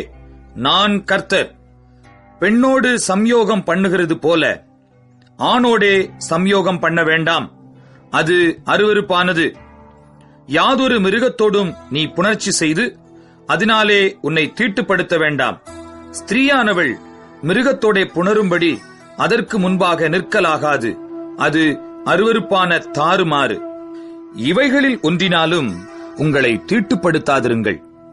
நான் உங்கள் முன்னின்று துரத்தி விடுகிற ஜாதிகள் இவைகள் எல்லாவற்றினாலும் தங்களை தீட்டுப்படுத்தியிருக்கிறார்கள். தேசமும் தீட்டுப்படுத்தப்பட்டிருக்கிறது. ஆகையால் அதன் அக்கிரமத்தை விசாரிப்பேன். தேசம் தன் குடிகளை கக்கிப் போடும். இந்த அருவருப்புகளை எல்லாம் உங்களுக்கு முன் இருந்த அந்த தேசத்தின் மனிதர் செய்ததினாலே தேசம் தீட்டாயிற்று. இப்பொழுதும் உங்களுக்கு முன் இருந்த ஜாதிகளை தேசம் கக்கி போட்டது போல நீங்கள் அதை தீட்டுப்படுத்தும் போது அது உங்களையும் கக்கி போடாதபடிக்கு நீங்கள் என் கட்டளைகளையும் என் நியாயங்களையும் கைக்கொண்டு தேசத்திலே பிறந்தவனானாலும் உங்கள் நடுவே தங்குகிற அந்நியனானாலும் இந்த அருவருப்புகளில் ஒன்றையும் செய்ய வேண்டாம். இப்படிப்பட்ட அருவருப்பானவைகளில் யாதொன்றை யாராவது செய்தால் செய்த அந்த ஆத்துமாக்கள் ஜனத்தில் இராதபடிக்கு அறுப்புண்டு போவார்கள். ஆகையால் உங்களுக்கு முன் செய்யப்பட்ட அருவருப்பான முறைமைகளில் யாதொன்றை நீங்கள் செய்து அவைகளால் உங்களை தீட்டுப்படுத்திக் கொள்ளாதபடிக்கு என் கட்டளையை கைக்கொள்ளுங்கள். நான் உங்கள் தேவனாகிய கர்த்தர் என்று சொல் என்றார். லேவியராகமம் 19ஆம் அதிகாரம். பின்னும் கர்த்தர் மோசேயை நோக்கி, நீ இஸ்ரவேல் புத்திரரின் சபை அனைத்தோடும் சொல்ல வேண்டியது என்னவென்றால், உங்கள் தேவனும் கர்த்தருமாகிய நான் பரிசுத்தர், ஆகையால் நீங்களும் பரிசுத்தராயிருங்கள். உங்களில் அவனவன் தன் தன் தாய்க்கும் தன் தன் தகப்பனுக்கும் பயந்திருக்கவும் என் ஓய்வு நாட்களை ஆசரிக்கவும் கடவீர்கள். நான் உங்கள் தேவனாகிய கர்த்தர். விக்கிரகங்களை நாடாமலும் வார்ப்பிக்கப்பட்ட தெய்வங்களை உங்களுக்கு உண்டாக்காமலும் இருப்பீர்களாக. நான் உங்கள் தேவனாகிய கர்த்தர்.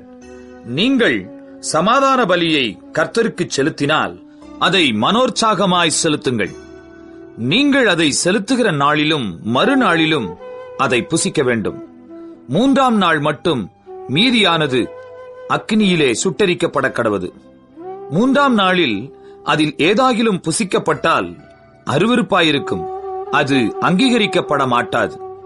அதை புசிக்கிறவன் கர்த்தருக்கு பரிசுத்தமானதை பரிசுத்த குலைச்சல் ஆக்கினபடியால் அவன் தன் அக்கிரமத்தை சுமந்து தன் ஜனத்தில் இராதபடிக்கு அறுப்புண்டு போவான். நீங்கள் தேசத்தின் பயிரை அறுக்கும்போது உன் வயலின் ஓரத்தில் இருக்கிறதை தீர அறுக்காமலும் சிந்திக் கிடக்கிற கதிர்களை பொறுக்காமலும் உன் திராட்சைத் தோட்டத்திலே பின்னறுப்பை அறுக்காமலும் அதிலே சிந்திக் கிடக்கிற பழங்களை பொறுக்காமலும் அவைகளை எளியவனுக்கும் பரதேசிக்கும் விட்டுவிடுவாயாக. நான் உங்கள் தேவனாகிய கர்த்தர். நீங்கள் களவு செய்யாமலும் வஞ்சனை பண்ணாமலும் ஒருவருக்கொருவர் பொய் சொல்லாமலும் இருங்கள். என் நாமத்தைக் கொண்டு பொய் ஆணையிடுகிறதினால் உங்கள் தேவனுடைய நாமத்தை பரிசுத்த குலைச்சல் ஆக்காமலும் இருப்பீர்களாக. நான் கர்த்தர். பிறனை ஒடுக்காமலும் கொள்ளையிடாமலும் இருப்பாயாக. கூலிக்காரனுடைய கூலி விடியற்கால மட்டும் உன்னிடத்தில் இருக்கலாகாது.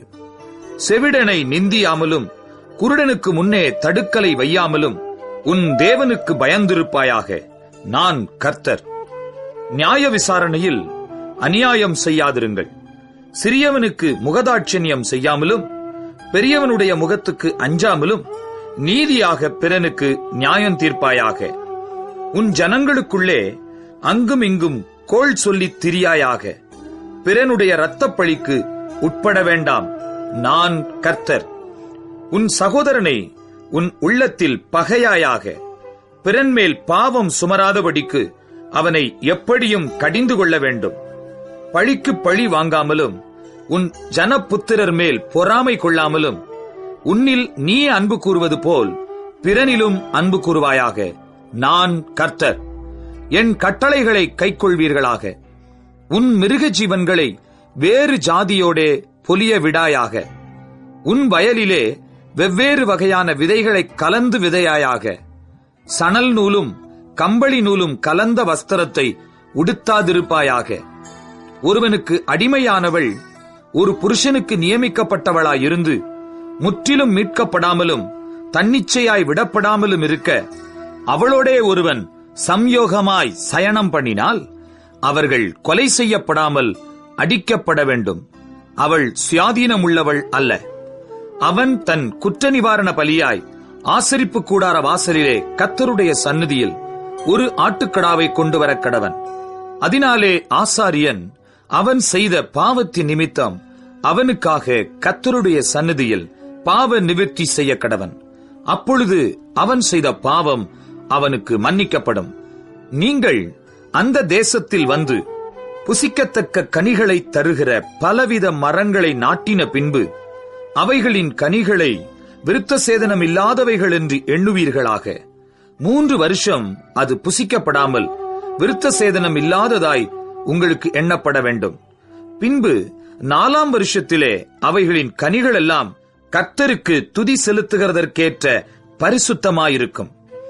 5ஆம் வருஷத்திலே அவைகளின் கனிகளை புசிக்கலாம். இப்படி அவைகளின் பலன் உங்களுக்கு பெருகும். நான் உங்கள் தேவனாகிய கர்த்தர். யாதொன்றையும் இரத்தத்துடன் புசிக்க வேண்டாம். குறி கேளாமலும் நாள் பாராமலும் இருப்பீர்களாக. உங்கள் தலைமயிரை சுற்றி ஒதுக்காமலும் தாடியின் ஓரங்களை கத்தரிக்காமலும் செத்தவனுக்காக உங்கள் சரீரத்தை கீறிக்கொள்ளாமலும் அடையாளமான எழுத்துக்களை உங்கள் மேல் குத்திக் கொள்ளாமலும் இருப்பீர்களாக. நான் கர்த்தர். தேசத்தார் வேசித்தனம் பண்ணி தேசமெங்கும் முறைகேடான பாவம் நிறையாதபடிக்கு உன் குமாரத்தியை வேசித்தனம் பண்ண விடுகிறதினாலே பரிசுத்த குலைச்சல் ஆக்காயாக. என் ஓய்வு நாட்களை ஆசரித்து என் பரிசுத்த ஸ்தலத்தை குறித்து பயபக்தியாயிருப்பீர்களாக. நான் கர்த்தர். அஞ்சனம் பார்க்கிறவர்களை நாடி குறி சொல்லுகிறவர்களை தேடாதிருங்கள். அவர்களாலே தீட்டுப்பட வேண்டாம். நான் உங்கள் தேவனாகிய கர்த்தர். நரைத்தவனுக்கு முன்பாக எழுந்து முதிர் வயதுள்ளவன் முகத்தை கனம் பண்ணி உன் தேவனுக்கு பயப்படுவாயாக. நான் கர்த்தர். யாதொரு அந்நியன் உங்கள் தேசத்தில் உங்களோடே தங்கினால் அவனை சிறுமைப்படுத்த வேண்டாம். உங்களிடத்தில் வாசம் பண்ணுகிற அந்நியனை சுதேசி போல எண்ணி நீங்கள் உங்களில் அன்பு கூறுகிறது போல அவனிலும் அன்பு கூறுவீர்களாக. நீங்களும் எகிப்து தேசத்தில் அந்நியராயிருந்தீர்களே. நான் உங்கள் தேவனாகிய கர்த்தர். நியாய விசாரணையிலும் அளவிலும் நிறையிலும் படியிலும் அநியாயம் செய்யாதிருப்பீர்களாக. சுமித்திரையான தராசும் சுமித்திரையான நிறைக்கல்லும் சுமித்திரையான மரக்காலும் சுமித்திரையான படியும் உங்களுக்கு இருக்க வேண்டும். நான் உங்களை எகிப்து தேசத்திலிருந்து புறப்பட பண்ணின உங்கள் தேவனாகிய கர்த்தர். ஆகையால் என்னுடைய கட்டளைகள் யாவையும் என்னுடைய நியாயங்கள் யாவையும் கைக்கொண்டு அவைகளின்படி நடக்க கடவீர்கள். நான் கர்த்தர் என்று சொல் என்றார். லேவியராகமம் 20ஆம் அதிகாரம். கர்த்தர் மோசேயை நோக்கி, பின்னும் நீ இஸ்ரவேல் புத்திரரோடே சொல்ல வேண்டியது என்னவென்றால், இஸ்ரவேல் புத்திரரிலும் இஸ்ரவேலில் வாசம் பண்ணுகிற அந்நியர்களிலும் எவனாகிலும் தன் சந்ததியில் ஒரு பிள்ளையை மோளேகுக்கு கொடுத்தால் அவன் கொலை செய்யப்பட வேண்டும். தேசத்தின் ஜனங்கள் அவன் மேல் கல்லெறிய வேண்டும். அவன் என் பரிசுத்த ஸ்தலத்தை தீட்டுப்படுத்தி என் பரிசுத்த நாமத்தை பரிசுத்த குலைச்சலாக்கும்படிக்கு தன் சந்ததியில் ஒரு பிள்ளையை மோளேகுக்கு கொடுத்ததினாலே நான் அப்படிப்பட்டவனுக்கு விரோதமாக எதிர்த்து நின்று அவனை தன் ஜனத்தில் இராதபடிக்கு அறுப்புண்டு போக பண்ணுவேன். அவன் தன் சந்ததியில் ஒரு பிள்ளையை மோளேகுக்கு கொடுக்கும்போது தேசத்தின் ஜனங்கள் அவனை கொலை செய்யாதபடிக்கு கண்சாடையாயிருந்தால் நான் அந்த மனிதனுக்கும் அவன் குடும்பத்துக்கும் விரோதமாக எதிர்த்து நின்று அவனையும் அவன் பிறகே மோளேகை விபச்சார மார்க்கமாய் பின்பற்றின யாவரையும் தங்கள் ஜனத்தில் இராதபடிக்கு அறுப்புண்டு போக பண்ணுவேன். அஞ்சனம் பார்க்கிறவர்களையும் குறி சொல்லுகிறவர்களையும் பின்தொடர்ந்து சோரம் போக எந்த ஆத்துமா அவர்களை நாடுகிறானோ அந்த ஆத்துமாவுக்கு விரோதமாக எதிர்த்து நின்று அவனை தன் ஜனத்தில் இராதபடிக்கு அறுப்புண்டு போக பண்ணுவேன். ஆதலால் நீங்கள் உங்களை பரிசுத்தப்படுத்தி பரிசுத்தராயிருங்கள். நான் உங்கள் தேவனாகிய கர்த்தர். என் கட்டளைகளை கைக்கொண்டு நடவுங்கள். நான் உங்களை பரிசுத்தமாக்குகிற கர்த்தர். தன் தகப்பனையாவது தன் தாயையாவது சபிக்கிற எவனும் கொலை செய்யப்பட கடவன். அவன் தன் தகப்பனையும் தன் தாயையும் சபித்தான். அவன் இரத்தப்பழி அவன் மேல் இருப்பதாக. ஒருவன் பிறனுடைய மனைவியோட விபச்சாரம் செய்தால் பிறன் மனைவியோட விபச்சாரம் செய்த அந்த விபச்சாரனும் அந்த விபச்சாரியும் கொலை செய்யப்பட கடவர்கள். தன் தகப்பன் மனைவியோட சயனிக்கிறவன் தன் தகப்பனை நிர்வாணமாக்கினபடியால் இருவரும் கொலை செய்யப்பட கடவர்கள். அவர்கள் இரத்தப்பழி அவர்கள் மேல் இருப்பதாக. ஒருவன் தன் மருமகளோட சயனித்தால் இருவரும் கொலை செய்யப்பட கடவர்கள். அருவருப்பான தாறுமாறு பண்ணினார்கள். அவர்கள் இரத்தப்பழி அவர்கள் மேல் இருப்பதாக. ஒருவன் பெண்ணோடே சம்யோகம் பண்ணுகிறது போல ஆணோடே சம்யோகம் பண்ணினால் அருவருப்பான காரியம் செய்த அவ்விருவரும் கொலை செய்யப்பட கடவர்கள். அவர்கள் இரத்தப்பழி அவர்கள் மேல் இருப்பதாக. ஒருவன் ஒரு ஸ்திரீயையும் அவள் தாயையும் படைத்தால் அது முறைகேடு. இவ்வித முறைகேடு உங்களுக்குள் இராதபடிக்கு அவனையும் அவர்களையும் அக்கினியில் சுட்டரிக்க வேண்டும். ஒருவன் மிருகத்தோடே புணர்ந்தால் அவன் கொலை செய்யப்பட கடவன். அந்த மிருகத்தையும் கொல்ல கடவீர்கள். ஒரு ஸ்திரீ யாதொரு மிருகத்தோடே சேர்ந்து சயனித்தால் அந்த ஸ்திரீயையும் அந்த மிருகத்தையும் கொல்ல கடவாய். இரு ஜீவனும் கொலை செய்யப்பட வேண்டும். அவைகளின் இரத்தப்பழி அவைகளின் மேல் இருப்பதாக.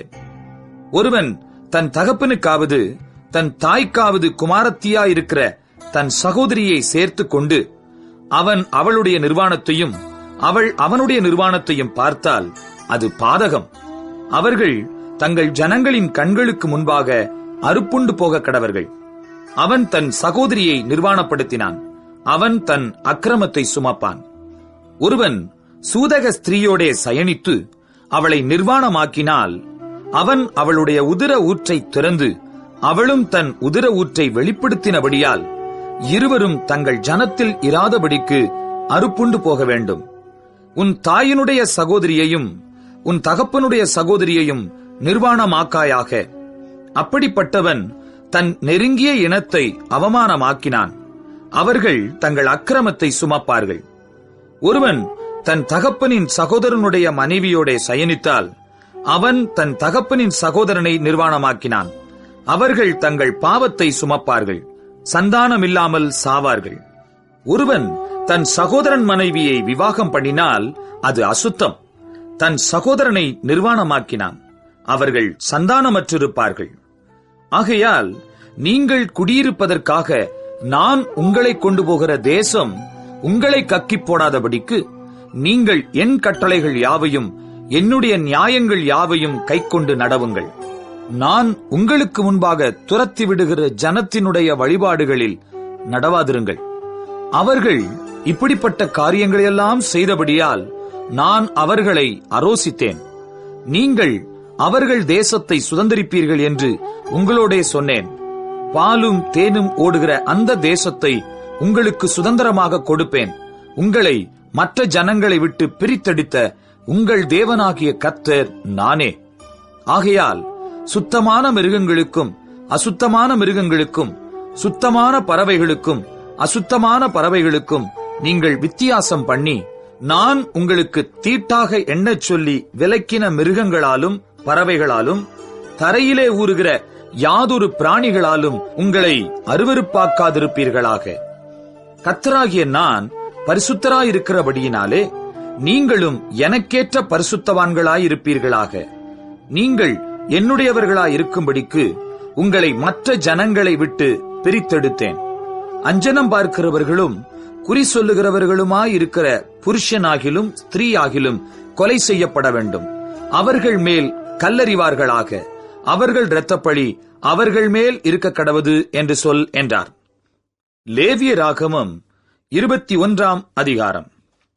பின்பு கர்த்தர் மோசேயை நோக்கி, ஆரோனின் குமாரராகிய ஆசாரியர்களில் ஒருவனும் தன் ஜனத்தாரில் இறந்து போன யாதொருவருக்காக தங்களை தீட்டுப்படுத்தலாகாதென்று அவர்களுடைய சொல். தன் தாயும் தன் தகப்பனும் தன் குமாரனும் தன் குமாரத்தியும் தன் சகோதரனும் புருஷனுக்கு வாழ்க்கைப்படாமல் தன்னிடத்தில் இருக்கிற கன்னியாஸ்திரியான தன் சகோதரியுமாகிய தனக்கு நெருங்கின இனமான இவர்களுடைய சாவுக்காக தீட்டுப்படலாம். தன் ஜனத்தாரில் பெரியவனாகிய அவன் வேறொருவருக்காகவும் தன்னை பரிசுத்த குலைச்சலாக்கி தீட்டுப்படுத்தலாகாது. அவர்கள் தங்கள் தலையை மொட்டையடிக்காமலும் தங்கள் தாடியின் ஓரங்களை சிரைத்து போடாமலும் தங்கள் தேகத்தை கீறிக்கொள்ளாமலும் இருப்பார்களாக. தங்கள் தேவனுடைய நாமத்தை பரிசுத்த குலைச்சல் ஆக்காமல் அவருக்கேற்ற பரிசுத்தராயிருப்பீர்களாக. அவர்கள் கர்த்தரின் தகன பலிகளையும் தங்கள் தேவனுடைய அப்பத்தையும் செலுத்துகிறவர்களாதலால் பரிசுத்தராயிருக்க வேண்டும். அவர்கள் தங்கள் தேவனுக்கு பரிசுத்தமானவர்கள். ஆகையால் வேசியையாகிலும் கற்பு குலைந்தவளையாகிலும் விவாகம் பண்ணார்களாக. தன் புருஷனாலே தள்ளப்பட்ட ஸ்திரீயையும் விவாகம் பண்ணார்களாக. அவன் தேவனுடைய அப்பத்தை செலுத்துகிறபடியால் நீ அவனை பரிசுத்தப்படுத்த வேண்டும். உங்களை பரிசுத்தமாக்குகிற கர்த்தராகிய நான் பரிசுத்தராயிருக்கிறபடியால் அவனும் உனக்கு முன்பாக பரிசுத்தனாயிருப்பானாக. ஆசாரியனுடைய குமாரத்தி வேசித்தனம் பண்ணி தன்னை பரிசுத்த குலைச்சல் ஆக்கினால் அவள் தன் தகப்பனையும் பரிசுத்த குலைச்சலாக்குகிறாள். அவள் அக்கினியிலே சுட்டரிக்கப்பட கடவள். தன் சகோதரருக்குள்ளே பிரதான ஆசாரியனாக தன் சிரசில் அபிஷேக தைலம் வார்க்கப்பட்டவனும் அவனுக்குரிய வஸ்திரங்களை தரிக்கும்படி பிரதிஷ்டை பண்ணப்பட்டவனுமாயிருக்கிறவன் எவனோ அவன் தன் பாகையை எடுக்காமலும் தன் வஸ்திரங்களை கிழித்துக் கொள்ளாமலும் பிரேதம் கிடக்கும் இடத்தில் போகாமலும் தன் தகப்பனுக்காகவும் தன் தாய்க்காகவும் தன்னை தீட்டுப்படுத்திக் கொள்ளாமலும் பரிசுத்த ஸ்தலத்திலிருந்து புறப்படாமலும் தன் தேவனுடைய பரிசுத்த ஸ்தலத்தை பரிசுத்த குலைச்சல் ஆக்காமலும் இருப்பானாக. அவனுடைய தேவனின் அபிஷேக தைலம் எனும் கிரீடம் அவன் மேல் இருக்கிறதே. நான் கர்த்தர். கன்னிகையாயிருக்கிற பெண்ணை அவன் விவாகம் பண்ண வேண்டும். விதவையானாலும், தள்ளப்பட்டவளையானாலும், கற்பு குலைந்தவளையானாலும், வேசியையானாலும் விவாகம் பண்ணாமல் தன் ஜனங்களுக்குள்ளே ஒரு கன்னிகையை விவாகம் பண்ண கிடவன். அவன் தன் வித்தை தன் ஜனங்களுக்குள்ளே பரிசுத்த குலைச்சல் ஆக்காமல் இருப்பானாக. நான் அவனை பரிசுத்தமாக்குகிற கர்த்தர் என்று சொல் என்றார். பின்னும் கர்த்தர் மோசேயை நோக்கி, நீ ஆரோனோடே சொல்ல வேண்டியது என்னவென்றால், உன் சந்ததியாருக்குள்ளே அங்கவீனம் உள்ளவன் தலைமுறை தோறும் தேவனுடைய அப்பத்தை செலுத்தும்படி சேரலாகாது. அங்கவீனம் உள்ள ஒருவனும் அணுகலாகாது.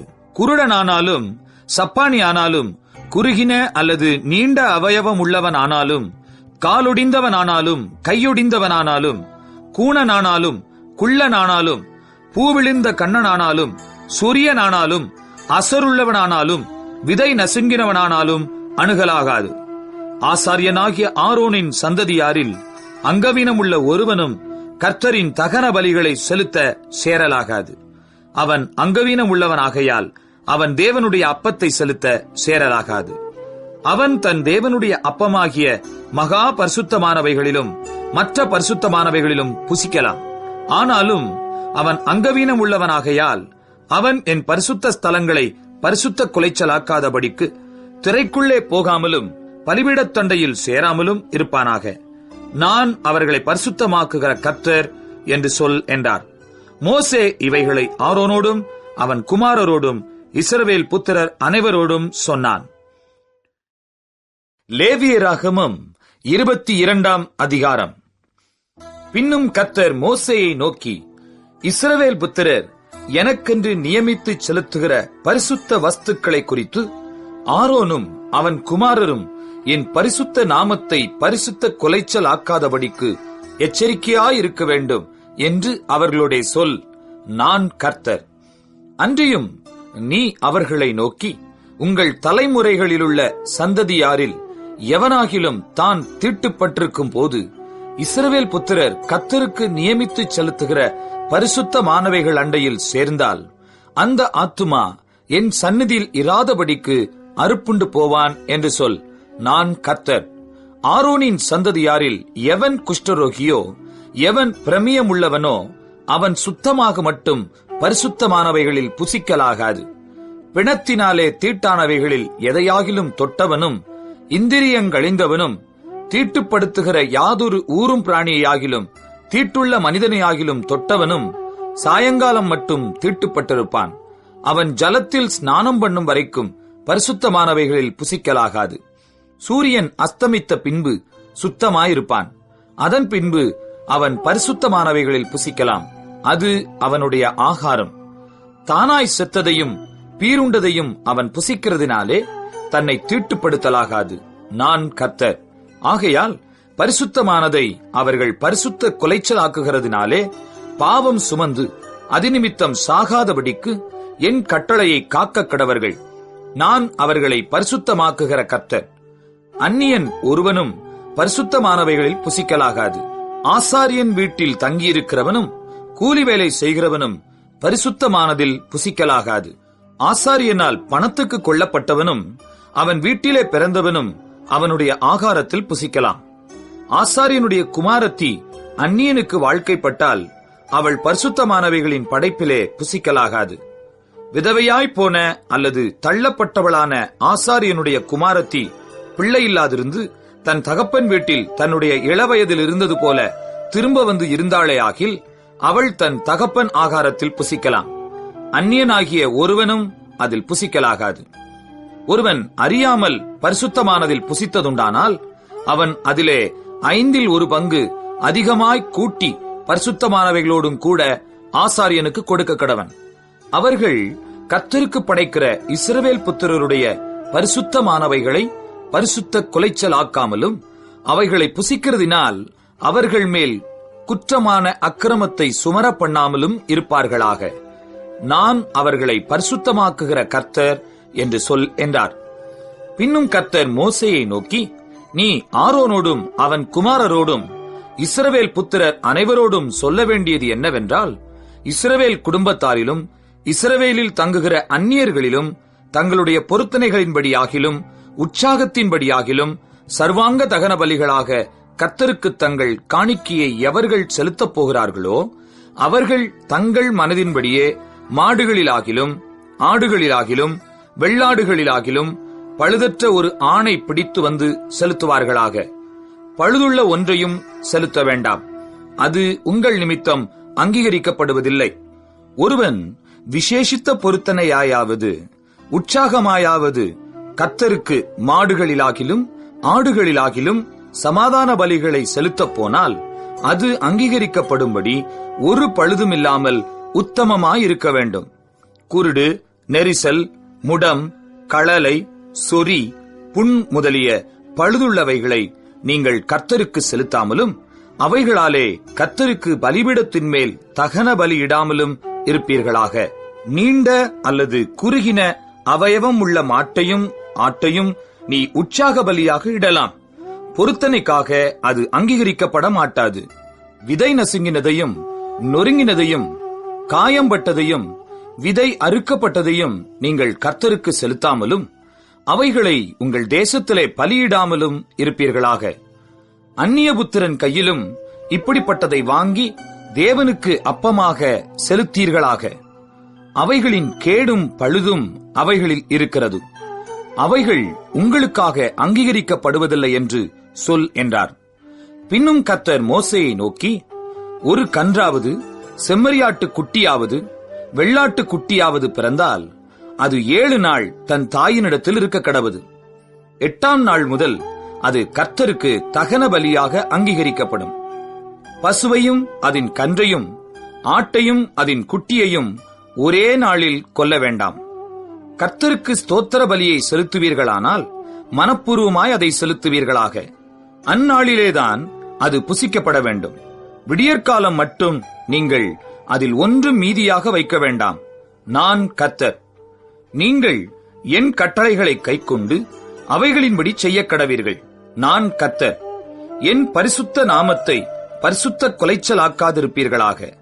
நான் இஸ்ரவேல் புத்திரர் நடுவே பரிசுத்தர் என்று மதிக்கப்படுவேன். நான் உங்களை பரிசுத்தமாக்குகிற கர்த்தர். நான் உங்களுக்கு தேவனாயிருப்பதற்காக உங்களை எகிப்து தேசத்திலிருந்து புறப்பட பண்ணினேன். நான் கர்த்தர் என்று சொல் என்றார். லேவியராகமம் 23ஆம் அதிகாரம். பின்னும் கர்த்தர் மோசேயை நோக்கி, நீ இஸ்ரவேல் புத்திரரோடே சொல்ல வேண்டியது என்னவென்றால், சபை கூடி வந்து பரிசுத்த நாட்களாக ஆசரிக்கும்படி நீங்கள் கூற வேண்டிய கர்த்தருடைய பண்டிகை நாட்களாவன. 6 நாளும் வேலை செய்ய வேண்டும். 7ஆம் நாள் பரிசுத்த சபை கூடுதலான ஓய்வு நாள். அதில் ஒரு வேலையும் செய்ய வேண்டாம். அது உங்கள் வாசஸ்தலங்களிலெல்லாம் கர்த்தருக்கென்று ஓய்ந்திருக்கும் நாளாயிருப்பதாக. சபை கூடி வந்து பரிசுத்தமாய் ஆசரிக்கும்படி நீங்கள் குறித்த காலத்தில் கூற வேண்டிய கர்த்தரின் பண்டிகைகளாவன. 1ஆம் மாதம் 14ஆம் தேதி அந்தி நேரமாகிற வேளையிலே கர்த்தரின் பஸ்கா பண்டிகையும், அந்த மாதம் 15ஆம் தேதியிலே கர்த்தருக்கு புளிப்பில்லா அப்ப பண்டிகையுமாயிருக்கும். 7 நாள் புளிப்பில்லா அப்பங்களை புசிக்க வேண்டும். 1ஆம் நாள் உங்களுக்கு பரிசுத்தமான சபை கூடுதல். அதிலே சாதாரணமான யாதொரு வேலையும் செய்ய வேண்டாம். 7 நாளும் கர்த்தருக்கு தகன பலியிட வேண்டும். 7ஆம் நாள் பரிசுத்தமான சபை கூடுதல். அதில் சாதாரணமான யாதொரு வேலையும் செய்யலாகாது என்று சொல் என்றார். பின்னும் கர்த்தர் மோசேயை நோக்கி, நீ இஸ்ரவேல் புத்திரரோடே சொல்ல வேண்டியது என்னவென்றால், நான் உங்களுக்கு கொடுக்கும் தேசத்தில் நீங்கள் போய் சேர்ந்து அதன் வெள்ளாண்மையை அறுக்கும்போது உங்கள் அறுப்பின் முதற்பலனாகிய ஒரு கதிர்க்கட்டை ஆசாரியனிடத்தில் கொண்டு வர கடவீர்கள். உங்களுக்காக அது அங்கீகரிக்கப்படும்படி ஆசாரியன் அந்த கதிர்க்கட்டை ஓய்வு நாளுக்கு மறுநாளில் கர்த்தருடைய சந்நிதியில் அசைவாட்ட வேண்டும். நீங்கள் அந்த கதிர்க்கட்டை அசைவாட்டும் நாளில் கர்த்தருக்கு சர்வாங்க தகன பலியாக 1 வயதான பழுதற்ற ஒரு ஆட்டுக்குட்டியையும், கர்த்தருக்கு சுகந்த வாசனையான தகன பலியாக 1 மரக்காலிலே 10 2 பங்கானதும் எண்ணெயிலே பிசைந்ததுமான மெல்லிய மாவாகிய போஜன பலியையும் திராட்சை பழ ரசத்திலே கார்ப்படியாகிய பான பலியையும் செலுத்த கடவீர்கள். உங்கள் தேவனுக்கு காணிக்கையை நீங்கள் கொண்டு வரும் அந்நாள் மட்டும் அப்பமும் வாட்டிய கதிரும் பச்சை கதிரும் புசியீர்களாக. இது உங்கள் வாசஸ்தலங்களிலெல்லாம் உங்கள் தலைமுறை தோறும் செல்ல வேண்டிய நித்திய கட்டளை. நீங்கள் அசைவாட்டும் கதிர்க்கட்டை கொண்டு வரும் ஓய்வு நாளுக்கு மறுநாள் முதற்கொண்டு எண்ணத் துவக்கி 7 வாரங்கள் நிறைவேறின பின்பு 7ஆம் ஓய்வு நாளுக்கு மறுநாளாகிய 50ஆம் நாள் மட்டும் எண்ணி கர்த்தருக்கு புதிய போஜன பலியை செலுத்த கடவீர்கள்.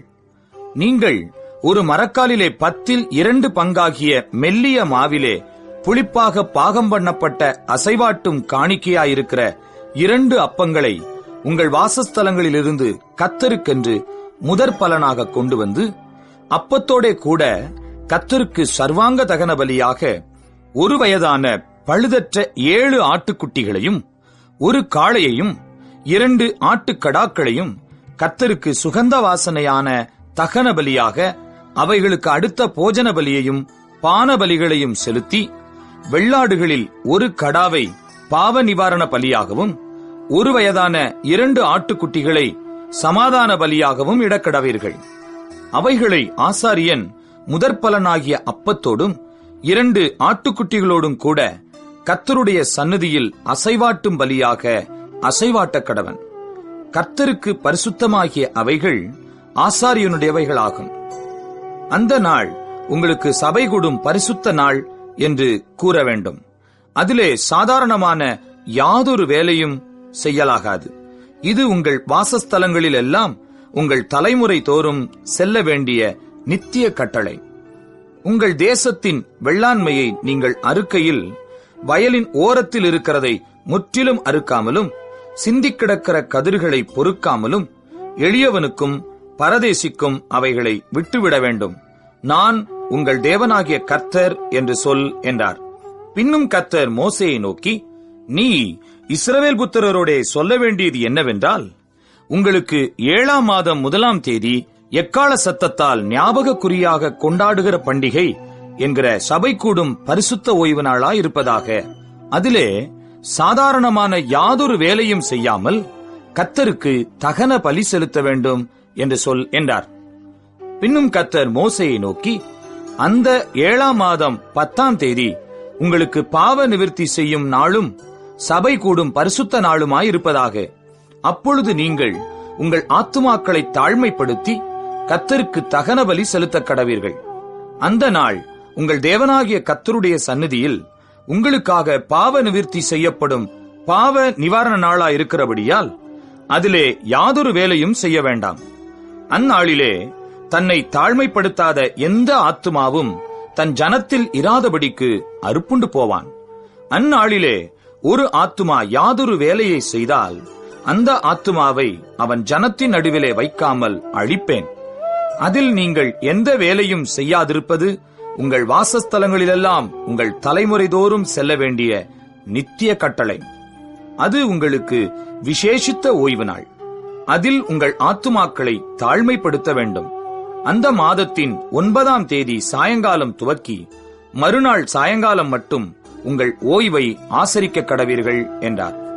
பின்னும் கர்த்தர் மோசேயை நோக்கி, நீ இஸ்ரவேல் புத்திரரோடே சொல்ல வேண்டியது என்னவென்றால், அந்த 7ஆம் மாதம் 15ஆம் தேதி முதல் 7 நாளளவும் கர்த்தருக்கு ஆசரிக்கும் கூடார பண்டிகையாயிருப்பதாக. 1ஆம் நாள் சபை கூடும் பரிசுத்த நாள். அதிலே சாதாரணமான யாதொரு வேலையும் செய்யலாகாது. 7 நாளும் கர்த்தருக்கு தகன பலி செலுத்த கடவீர்கள். 8ஆம் நாள் உங்களுக்கு சபை கூடும் பரிசுத்த நாள். அதிலே கர்த்தருக்கு தகன பலி செலுத்த கடவீர்கள். அது ஆசரிக்கப்படும் நாள். அதிலே சாதாரணமான யாதொரு வேலையும் செய்ய வேண்டாம். நீங்கள் கர்த்தருடைய ஓய்வு நாட்களில் செலுத்துவதும் தவிர, நீங்கள் கர்த்தருக்கு படைக்கிற உங்கள் எல்லா காணிக்கைகளும் பொருத்தனைகளும் உற்சாக பலிகளும் தவிர, நீங்கள் அந்தந்த நாளுக்கு தக்கதாய் கர்த்தருக்கு சர்வாங்க தகன பலி, போஜன பலி, இரத்த பலி, பானபலி முதலானவைகளை செலுத்தும்படி சபை கூடி வந்து பரிசுத்தமாய் ஆசரிப்பதற்காக நீங்கள் கூற வேண்டிய கர்த்தருடைய பண்டிகைகள் இவைகளே. நிலத்தின் பலனை நீங்கள் சேர்த்து வைக்கும் 7ஆம் மாதம் 15ஆம் தேதி முதல் கர்த்தருக்கு பண்டிகையை 7 நாள் ஆசரிக்க கடவீர்கள். 1ஆம் நாளிலும் ஓய்வு, 8ஆம் நாளிலும் ஓய்வு. முதல் நாளிலே அலங்காரமான விருட்சங்களின் கனிகளையும் பேரீச்சின் ஓலைகளையும் தழைத்திருக்கிற விருட்சங்களின் கிளைகளையும் ஆற்றலரிகளையும் கொண்டு வந்து உங்கள் தேவனாகிய கர்த்தருடைய சந்நிதியில் 7 நாளும் மகிழ்ச்சியாயிருங்கள். வருஷந்தோறும் 7 நாள் கர்த்தருக்கு இந்த பண்டிகையை ஆசரிக்க கடவீர்கள். இது உங்கள் தலைமுறைதோறும் செல்ல வேண்டிய நித்திய கட்டளை. 7ஆம் மாதத்தில் அதை ஆசரிக்க வேண்டும். நான் இஸ்ரவேல் புத்திரரை எகிப்து தேசத்திலிருந்து புறப்பட பண்ணின போது அவர்களை கூடாரங்களில் குடியிருக்க பண்ணினதை உங்கள் சந்ததியார் அறியும்படிக்கு 7 நாள் கூடாரங்களில் குடியிருக்க கடவீர்கள். இஸ்ரவேலில் பிறந்தவர்கள் எல்லாரும் கூடாரங்களில் வாசம் பண்ண வேண்டும். நான் உங்கள் தேவனாகிய கர்த்தர் என்று சொல் என்றார். அப்படியே மோசே கர்த்தருடைய பண்டிகைகளை இஸ்ரவேல் புத்திரருக்கு தெரிவித்தான். லேவியராகமம் 24ஆம் அதிகாரம். பின்னும் கர்த்தர் மோசேயை நோக்கி, குத்துவிளக்கு எப்பொழுதும் எரிந்து கொண்டிருக்கும்படி அதற்காக இடித்து பிழிந்த தெளிவான ஒலிவ எண்ணெயை இஸ்ரவேல் புத்திரர் உன்னிடத்தில் கொண்டு வரும்படி அவர்களுக்கு கட்டளையிடு. ஆசரிப்பு கூடாரத்தில் சாட்சி சந்நிதியின் திரைக்கு வெளிப்புறமாக ஆரோன் அதை எப்பொழுதும் சாயங்காலம் தொடங்கி விடியற்காலம் மட்டும் கர்த்தருடைய சந்நிதியில் எரியும்படி ஏற்ற கடவன். இது உங்கள் தலைமுறைதோறும் செல்ல வேண்டிய நித்திய கட்டளை. அவன் எப்பொழுதும் கர்த்தருடைய சந்நிதியில் பரிசுத்தமான குத்துவிளக்கின் மேல் இருக்கிற விளக்குகளை எரிய வைக்க கடவன். அன்றியும் நீ மெல்லிய மாவை எடுத்து அதை 12 அப்பங்களாக சுடுவாயாக. ஒவ்வொரு அப்பம் மரக்காலிலே 10 பங்கு மாவினால் செய்யப்பட வேண்டும். அவைகளை நீ கர்த்தருடைய சந்நிதியில் பரிசுத்தமான மேஜையின் மேல் 2 அடுக்காக ஒவ்வொரு அடுக்கில் அவ்வாறு அப்பம் இருக்கும்படியாக வைத்து ஒவ்வொரு அடுக்கினிடத்தில் சுத்தமான தூபவர்க்கம் போடக்கடவாய். அது அப்பத்தோடு இருந்து ஞாபக குறியாக கர்த்தருக்கேற்ற தகன பலியாயிருக்கும். அப்பத்தை நித்திய உடன்படிக்கையாக இஸ்ரவேல் புத்திரர் கையிலே வாங்கி ஓய்வு நாள் தோறும் கர்த்தருடைய சந்நிதியில் அடுக்கி வைக்க கடவன். அது ஆரோனையும் அவன் குமாரரையும் சேரும். அதை பரிசுத்த இடத்திலே புசிக்க கடவர்கள். நித்திய கட்டளையாக கர்த்தருக்கு இடப்படும் தகன பலிகளில் அது அவனுக்கு மகா பரிசுத்தமாயிருக்கும் என்றார். அக்காலத்திலே இஸ்ரவேல் ஜாதியான ஸ்திரீக்கும் எகிப்திய புருஷனுக்கும் பிறந்த புத்திரனாகிய ஒருவன் இஸ்ரவேல் புத்திரரோடே கூட புறப்பட்டு வந்திருந்தான். இவனும் இஸ்ரவேலனாகிய ஒரு மனிதனும் பாளையத்திலே சண்டை பண்ணினார்கள். அப்பொழுது இஸ்ரவேல் ஜாதியான அந்த ஸ்திரீயின் மகன் கர்த்தரின் நாமத்தை நிந்தித்து தூஷித்தான். அவனை மோசேயினிடத்தில் கொண்டு வந்தார்கள். அவன் தாயின் பேர் செலோமித். அவள் தான் கோத்திரத்தானாகிய திப்ரியின் குமாரத்தி. கர்த்தரின் வாக்கினாலே தங்களுக்கு உத்தரவு வருமட்டும் அவனை காவல்படுத்தினார்கள். அப்பொழுது கர்த்தர் மோசேயை நோக்கி, தூஷித்தவனை பாளையத்துக்கு புறம்பே கொண்டு போ. கேட்டவர்கள் எல்லாரும் தங்கள் கைகளை அவன் தலையின் மேல் வைப்பார்களாக. பின்பு சபையார் எல்லாரும் அவனை கல்லெறிய கடவர்கள். மேலும் நீ இஸ்ரவேல் புத்திரரை நோக்கி, எவனாகிலும் தன் தேவனை தூஷித்தால் அவன் தன் பாவத்தை சுமப்பான். கர்த்தருடைய நாமத்தை நிந்திக்கிறவன் கொலை செய்யப்பட வேண்டும். சபையார் எல்லாரும் அவனை கல்லெறிய வேண்டும். பரதேசியானாலும் சுதேசியானாலும் கர்த்தரின் நாமத்தை தூஷிக்கிறவன் கொலை செய்யப்பட வேண்டும். ஒரு மனிதனை கொல்லுகிறவன் எவனோ அவன் கொலை செய்யப்பட வேண்டும். மிருகத்தை கொன்றவன் மிருகத்துக்கு மிருகம் கொடுக்க கடவன்.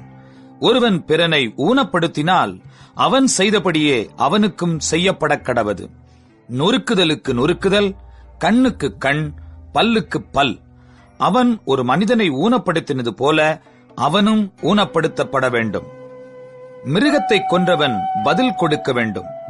மனிதனை கொன்றவனோ கொலை செய்யப்பட கடவன். உங்களில் பரதேசிக்கும் சுதேசிக்கும் ஒரே நியாயம் இருக்க வேண்டும். நான் உங்கள் தேவனாகிய கர்த்தர் என்று சொல் என்றார்.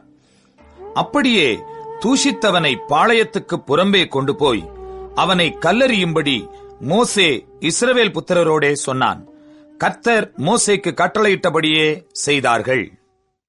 லேவியராகமம் 25ஆம் அதிகாரம். கர்த்தர் சீனாய் மலையில் மோசேயை நோக்கி, நீ இஸ்ரவேல் புத்திரரோடே சொல்ல வேண்டியது என்னவென்றால், நான் உங்களுக்கு கொடுக்கும் தேசத்திலே நீங்கள் போய் சேர்ந்திருக்கும் போது தேசம் கர்த்தருக்கென்று ஓய்வு கொண்டாட வேண்டும். 6 வருஷம் உன் வயலை விதைத்து உன் திராட்சத் தோட்டத்தை கிளை கழித்து அதன் பலனை சேர்ப்பாயாக. 7ஆம் வருஷத்திலோ கர்த்தருக்கென்று ஓய்ந்திருக்கும் ஓய்வு தேசத்திற்கு இருக்க வேண்டும்.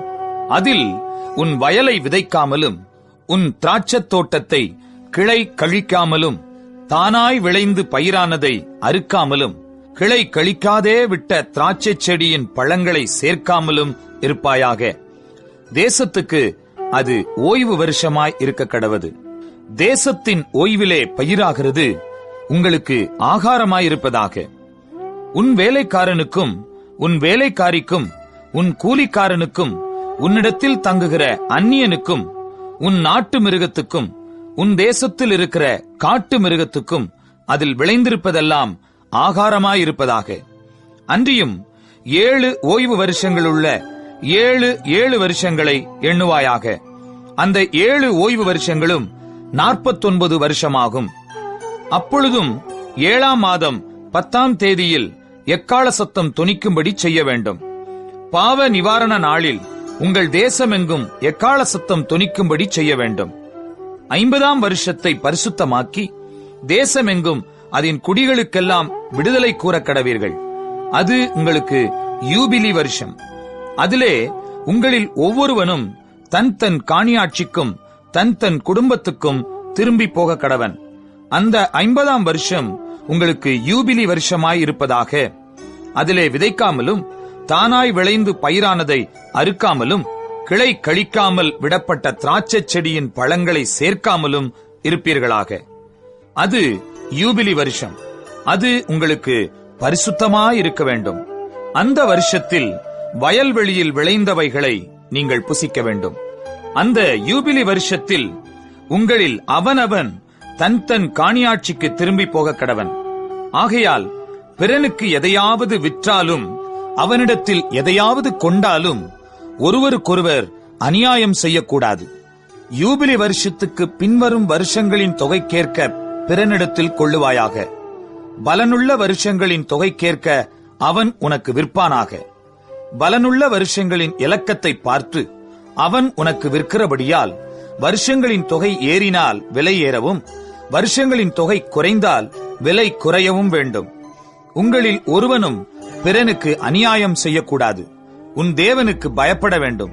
நான் உங்கள் தேவனாகிய கர்த்தர்.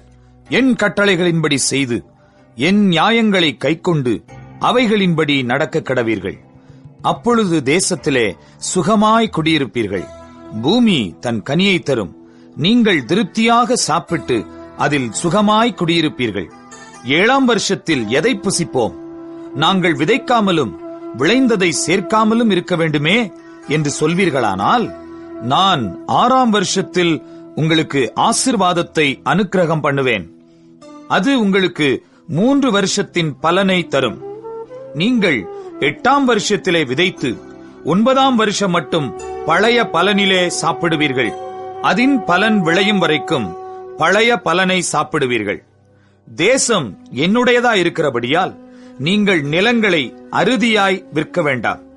நீங்கள் பரதேசிகளும் என்னிடத்தில் புறக்குடிகளுமாயிருக்கிறீர்கள். உங்கள் காணியாட்சியான தேசமெங்கும் நிலங்களை மீட்டுக் கொள்ள இடம் கொடுக்க கடவீர்கள். உங்கள் சகோதரன் தரித்திரப்பட்டு தன் காணியாட்சியிலே சிலதை விற்றால் அவன் இனத்தான் ஒருவன் வந்து தன் சகோதரன் விற்றதை மீட்க கடவன். அதை மீட்க ஒருவனும் இல்லாமல் தானே அதை மீட்க தக்கவன் ஆனால் அதை விற்ற பின் சென்ற வருஷங்களின் தொகையை தள்ளி மீந்த தொகையை ஏற்றி கொண்டவனுக்கு கொடுத்து அவன் தன் காணியாட்சிக்கு திரும்பி போக கடவன்.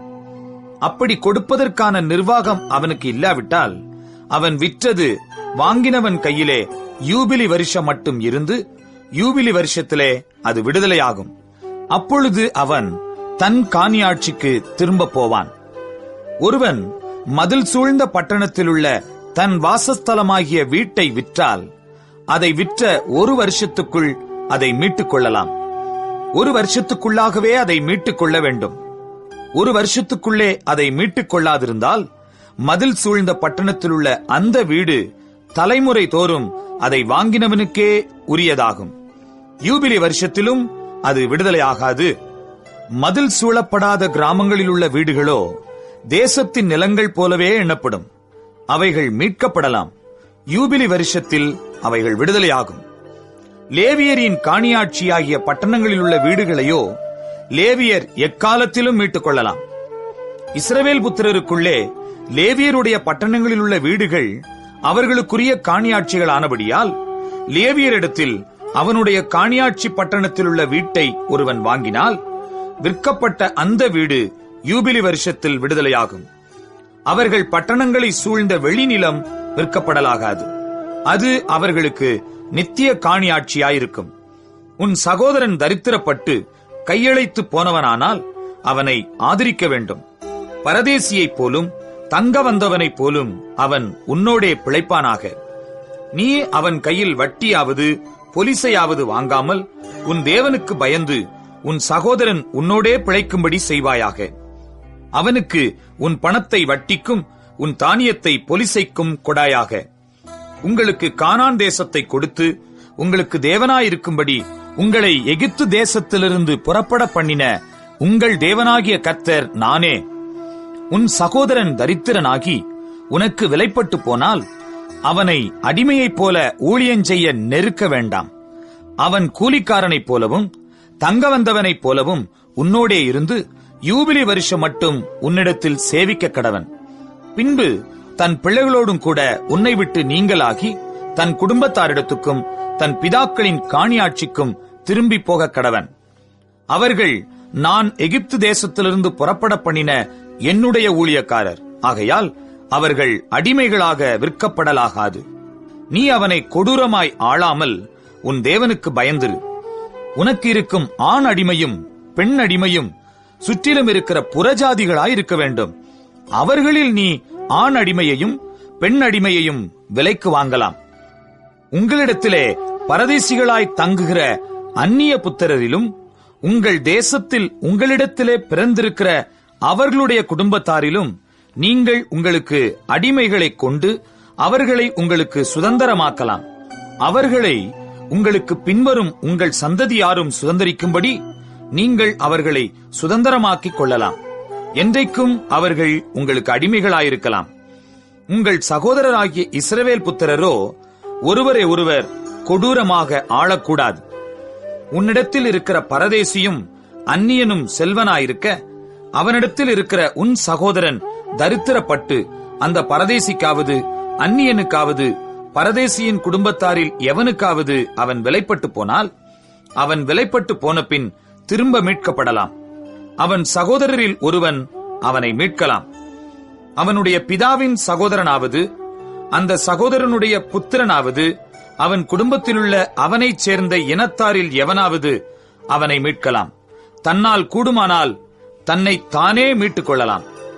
அவன் தான் விலைப்பட்ட வருஷம் தொடங்கி யூபிலி வருஷம் வரைக்கும் உண்டான காலத்தை தன்னை விலைக்கு கொண்டவனுடன் கணக்கு பார்க்க கடவன். அவனுடைய விலைக்கரையம் கூலிக்காரனுடைய கால கணக்கு போல வருஷத் தொகைக்கு ஒத்து பார்க்க வேண்டும்.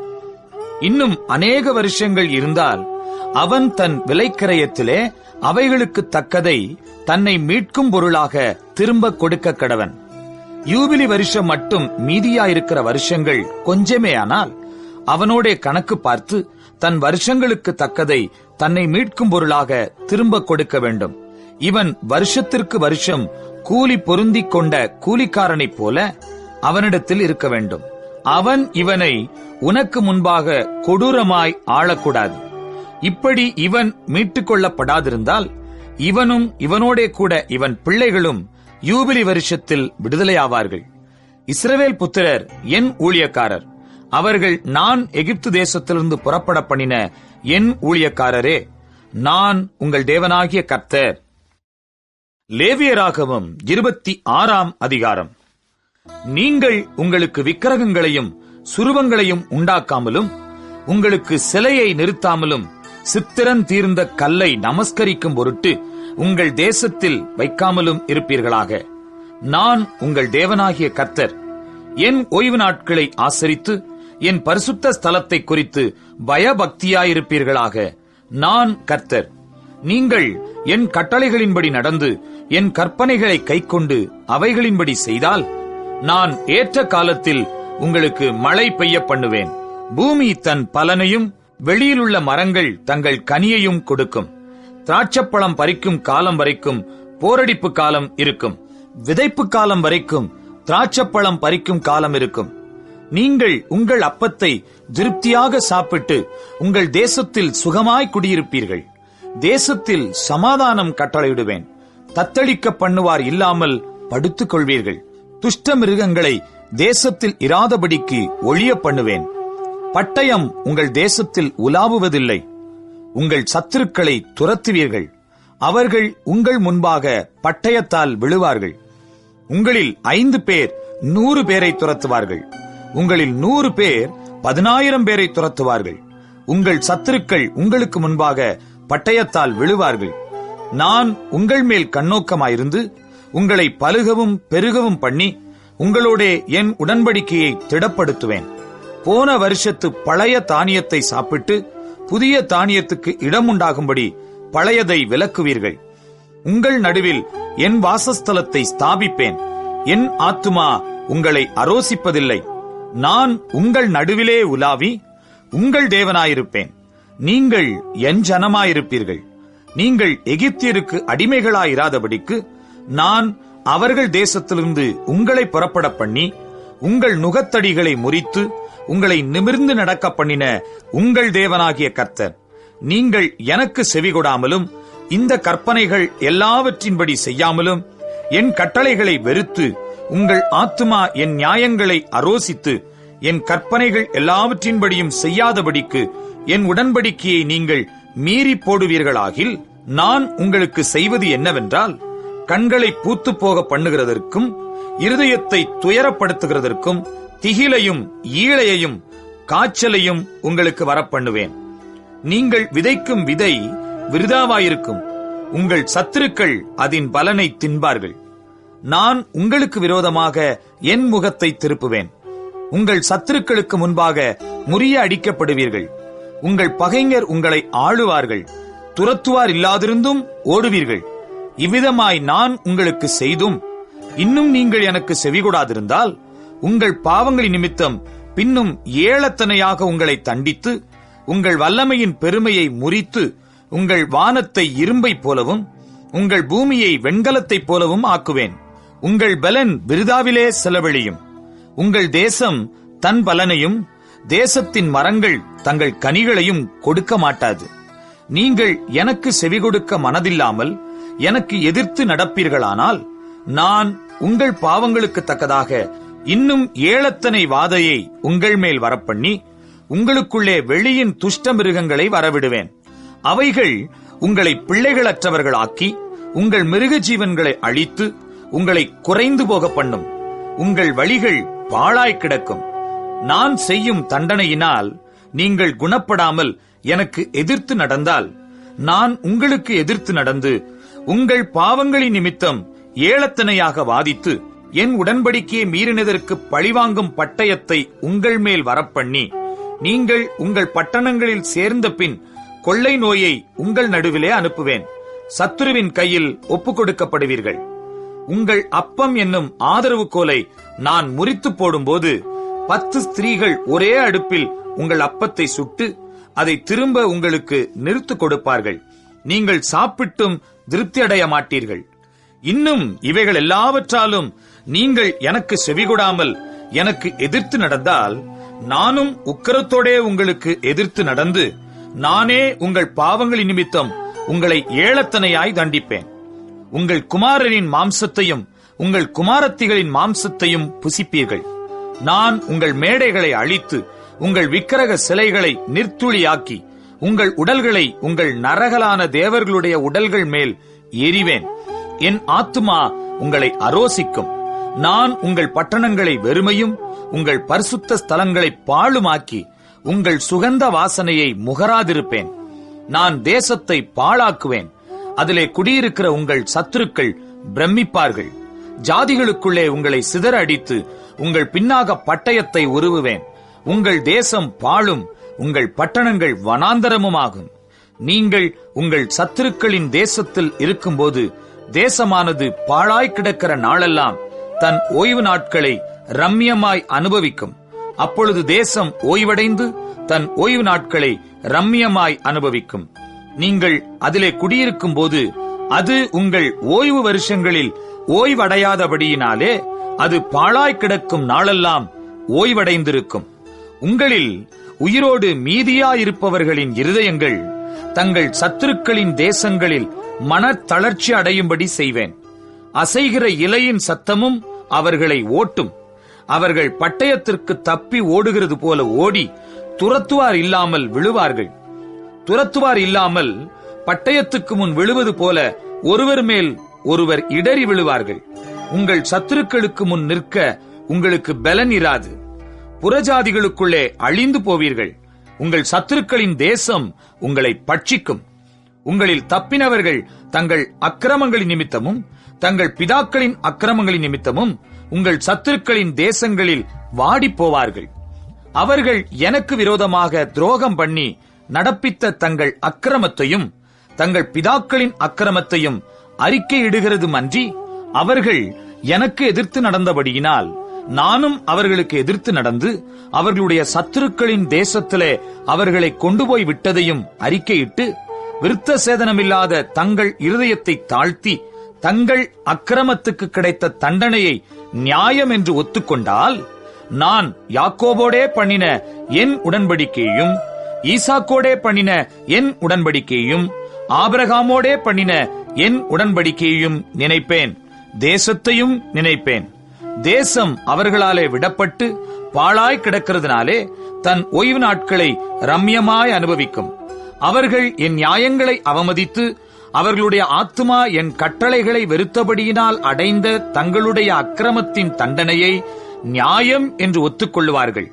அவர்கள் தங்கள் சத்துருக்களின் தேசத்தில் இருந்தாலும் நான் அவர்களை நிர்மூலமாக்கத்தக்கதாகவும் நான் அவர்களோடே பண்ணின என் உடன்படிக்கையை அபத்தமாக்கத்தக்கதாகவும் நான் அவர்களை கைவிடவும் வெறுக்கவும் மாட்டேன். நான் அவர்கள் தேவனாகிய கர்த்தர். அவர்களுடைய தேவனாயிருக்கும்படிக்கு நான் புறஜாதிகளின் கண்களுக்கு முன்பாக எகிப்து தேசத்திலிருந்து அவர்களை புறப்படச் செய்து அவர்களுடைய முன்னோர்களோடே நான் பண்ணின உடன்படிக்கையை அவர்கள் நிமித்தம் நினைவு கூறுவேன். நான் கர்த்தர் என்று சொல் என்றார். கர்த்தர் தமக்கும் இஸ்ரவேல் சந்ததியாருக்கும் நடுவே இருக்கும்படி மோசேயை கொண்டு சீனாய் மலையின் மேல் கொடுத்த கட்டளைகளும் நியாயங்களும் இவைகளே. லேவியராகமம் 27ஆம் அதிகாரம். பின்னும் கர்த்தர் மோசேயை நோக்கி, நீ இஸ்ரவேல் புத்திரரோடே சொல்ல வேண்டியது என்னவென்றால், யாதாம் ஒருவர் ஒரு விசேஷித்த பொருத்தனை பண்ணியிருந்தால் பொருத்தனை பண்ணப்பட்டவர்கள் உன் மதிப்பின்படி கர்த்தருக்கு உரியவர்கள். 20 வயது முதல் 60 வயதுக்கு உட்பட்ட ஆண் பிள்ளையை நீ பரிசுத்த ஸ்தலத்தின் சேக்கலாகிய 50 வெள்ளிச் சேக்கலாகவும் பெண் பிள்ளையை 30 சேக்கலாகவும் மதிப்பாயாக. 5 வயது முதல் 20 வயதுக்கு உட்பட்ட ஆண் பிள்ளையை 20 சேக்கலாகவும் பெண் பிள்ளையை 10 சேக்கலாகவும், 1 மாதம் முதல் 5 வயதுக்கு உட்பட்ட ஆண் பிள்ளையை 5 வெள்ளிச் சேக்கலாகவும் பெண் பிள்ளையை 3 வெள்ளிச் சேக்கலாகவும், 60 வயது தொடங்கி அதற்கு மேற்பட்ட வயதுள்ள ஆண் பிள்ளையை 15 சேக்கலாகவும் பெண் பிள்ளையை 10 சேக்கலாகவும் மதிக்க கடவாய். உன் மதிப்பின்படி செலுத்தக்கூடாத தரித்திரனாயிருந்தால் அவன் ஆசாரியனுக்கு முன்பாக வந்து நிற்க கடவன். ஆசாரியன் அவனை மதிப்பானாக. பொருத்தனை பண்ணினவனுடைய திராணிக்கேற்றபடி ஆசாரியன் அவனை மதிக்க கடவன். ஒருவன் பொருத்தனை பண்ணினது கர்த்தருக்கு பலியிடப்படத்தக்க மிருக ஜீவனானால் அவன் கர்த்தருக்கு கொடுக்கிற அப்படிப்பட்டதெல்லாம் பரிசுத்தமாயிருப்பதாக. அதை மாற்றாமலும் வேறுபடுத்தாமலும் இருப்பானாக. இழப்பமானதற்கு பதிலாக நலமானதையும் நலமானதற்கு பதிலாக இழப்பமானதையும் செலுத்தாமல் இருப்பானாக. அவன் மிருகத்திற்கு பதிலாக மிருகத்தை மாற்றி கொடுப்பானாகில் அப்பொழுது அதுவும் அதற்கு பதிலாக கொடுத்ததும் பரிசுத்தமாயிருப்பதாக. அது கர்த்தருக்கு பலியிடப்படத்தகாத சுத்தமல்லாத யாதொரு மிருகமானால் அதை ஆசாரியனுக்கு முன்பாக நிறுத்த கடவன். ஆசாரியன் அது நல்லதானாலும் இழப்பமானதானாலும் அதை மதிப்பானாக. உன் மதிப்பின்படியே இருக்க கடவது. அதை மீட்டுக்கொள்ள மனதாயிருந்தானாகில் உன் மதிப்போடே 1/5 கூட்டிக் கொடுக்க கடவன். ஒருவன் தன் வீட்டை கர்த்தருக்கு பரிசுத்தம் என்று நேர்ந்து கொண்டால் ஆசாரியன் அதன் நலத்துக்கும் இழப்பத்துக்கும் தக்கதாக அதை மதிக்க கடவன். ஆசாரியன் மதிக்கிறபடி அது இருக்க கடவது. தன் வீட்டை பரிசுத்தம் என்று நேர்ந்து கொண்டவன் அதை மீட்டுக்கொள்ள மனதாயிருந்தால் நீ மதிக்கும் திரவியத்தோடே 1/5 கூட்டிக் கொடுக்க கடவன். அப்பொழுது அது அவனுடையதாகும். ஒருவன் தன் காணியாட்சியான வயலில் யாதொரு பங்கை கர்த்தருக்கு பரிசுத்தம் என்று நேர்ந்து கொண்டால் உன் மதிப்பு அதன் விதைப்புக்கு தக்கதாய் இருக்க வேண்டும். 1 கலம் வார்கோதுமை விதைக்கிற வயல் 50 வெள்ளிச் சேக்கலாக மதிக்கப்பட வேண்டும். யூபிலி வருஷம் முதல் அவன் தன் வயலை பரிசுத்தம் என்று நேர்ந்து கொண்டால் அது உன் மதிப்பின்படி இருக்க வேண்டும். யூபிலி வருஷத்துக்கு பின் தன் வயலை பரிசுத்தம் என்று நேர்ந்து கொண்டானால் யூபிலி வருஷம் மட்டுமுள்ள மற்ற வருஷங்களின்படியே ஆசாரியன் திரவியத்தை கணக்கு பார்த்து அதற்கு தக்கது உன் மதிப்பிலே தள்ளப்பட வேண்டும். வயலை பரிசுத்தம் என்று நேர்ந்து கொண்டவன் அதை மீட்டுக்கொள்ள மனதாயிருந்தால் உன் மதிப்பான திரவியத்தோடே 1/5 கூட்டிக் கொடுக்க கடவன். அப்பொழுது அது அவனுக்கு உறுதியாகும். அவன் வயலை மீட்டுக் கொள்ளாமல் வயலை வேறொருவனுக்கு விற்று போட்டால் அது திரும்ப மீட்கப்படாமல் யூபிலி வருஷத்தில் மீட்கப்படும் போது சாபத்தீடான வயலாக கர்த்தருக்கென்று நியமிக்கப்பட்டதாயிருக்க கடவது. அது ஆசாரியனுக்கு காணியாட்சியாகும். ஒருவன் தனக்கு காணியாட்சி வயலாயிராமல் தான் விலைக்கு வாங்கின ஒரு வயலை கர்த்தருக்கு பரிசுத்தம் என்று நேர்ந்து கொண்டால் அது யூபிலி வருஷம் மட்டும் உன் மதிப்பின்படி பெரும் விலை இன்னதென்று ஆசாரியன் அவனோடே கணக்கு பார்த்து அந்த உன் மதிப்பை கர்த்தருக்கு பரிசுத்தமாயிருக்கும்படி அவன் அந்நாளிலே கொடுக்க கடவன். யார் கையிலே அந்த வயலை கொண்டானோ அந்த காணியாட்சிக்காரன் வசமாய் அது யூபிலி வருஷத்தில் திரும்பச் சேரும். உன் மதிப்பெல்லாம் பரிசுத்த ஸ்தலத்து சேக்கல் கணக்காயிருக்க கடவது. 1 சேக்கலானது 20 கேரா. தலையீற்றானவைகள் கர்த்தருடையது. ஆகையால் ஒருவரும் தலையீற்றாகிய மிருக ஜீவனை பரிசுத்தம் என்று நேர்ந்து கொள்ளலாகாது. அது மாடானாலும் ஆடானாலும் கர்த்தருடையது. சுத்தமல்லாத மிருகத்தினுடைய தலையீற்றானால் அதை அவன் உன் மதிப்பின்படி மீட்டுக்கொண்டு அதனுடனே 1/5 கூட்டிக் கொடுக்க கடவன். மீட்கப்படாமல் இருந்தால் உன் மதிப்பின்படி அது விற்கப்பட கடவது. ஒருவன் தன் வசத்திலுள்ள நரஜீவனிலாவது மிருக ஜீவனிலாவது காணியாட்சி நிலத்திலாவது எதையாகிலும் கர்த்தருக்கென்று சாபத்தீடாக நேர்ந்து கொண்டால் அது விற்கப்படவும் மீட்கப்படவும் கூடாது. நேர்ந்து கொள்ளப்பட்டவைகள் எல்லாம் கர்த்தருக்காக பரிசுத்தமாயிருக்கும். நரஜீவனில் சாபத்தீடாக நியமிக்கப்பட்டவைகள் எல்லாம் மீட்கப்படாமல் கொலை செய்யப்பட கடவது. தேசத்திலே நிலத்தின் வித்திலும் விருட்சங்களின் கனியிலும் தசமபாகம் எல்லாம் கர்த்தருக்கு உரியது. அது கர்த்தருக்கு பரிசுத்தமானது. ஒருவன் தன் தசமபாகத்திலே எவ்வளவாவது மீட்டுக்கொள்ள மனதாயிருந்தானால் அதனுடன் 1/5 கூட்டிக் கொடுக்க கடவன். கோலின் கீழ்ப்பட்ட ஆடு மாடுகளிலே 10 பங்காகிறதெல்லாம் கர்த்தருக்கு பரிசுத்தமானது. அது நல்லதோ இழப்பமானதோ என்று அவன் பார்க்க வேண்டாம். அதை மாற்றவும் வேண்டாம். மாற்றினால் அதுவும் அதற்கு பதிலாக கொடுக்கப்பட்டதுமாகிய 2 பரிசுத்தமாகும். அது மீட்கப்படக்கூடாதென்று அவர்களோட சொல் என்றார். இஸ்ரவேல் புத்திரருக்கு சொல்லும்படி கர்த்தர் சீனாய் மலையில் மோசேக்கு விதித்த கட்டளைகள் இவைகளே.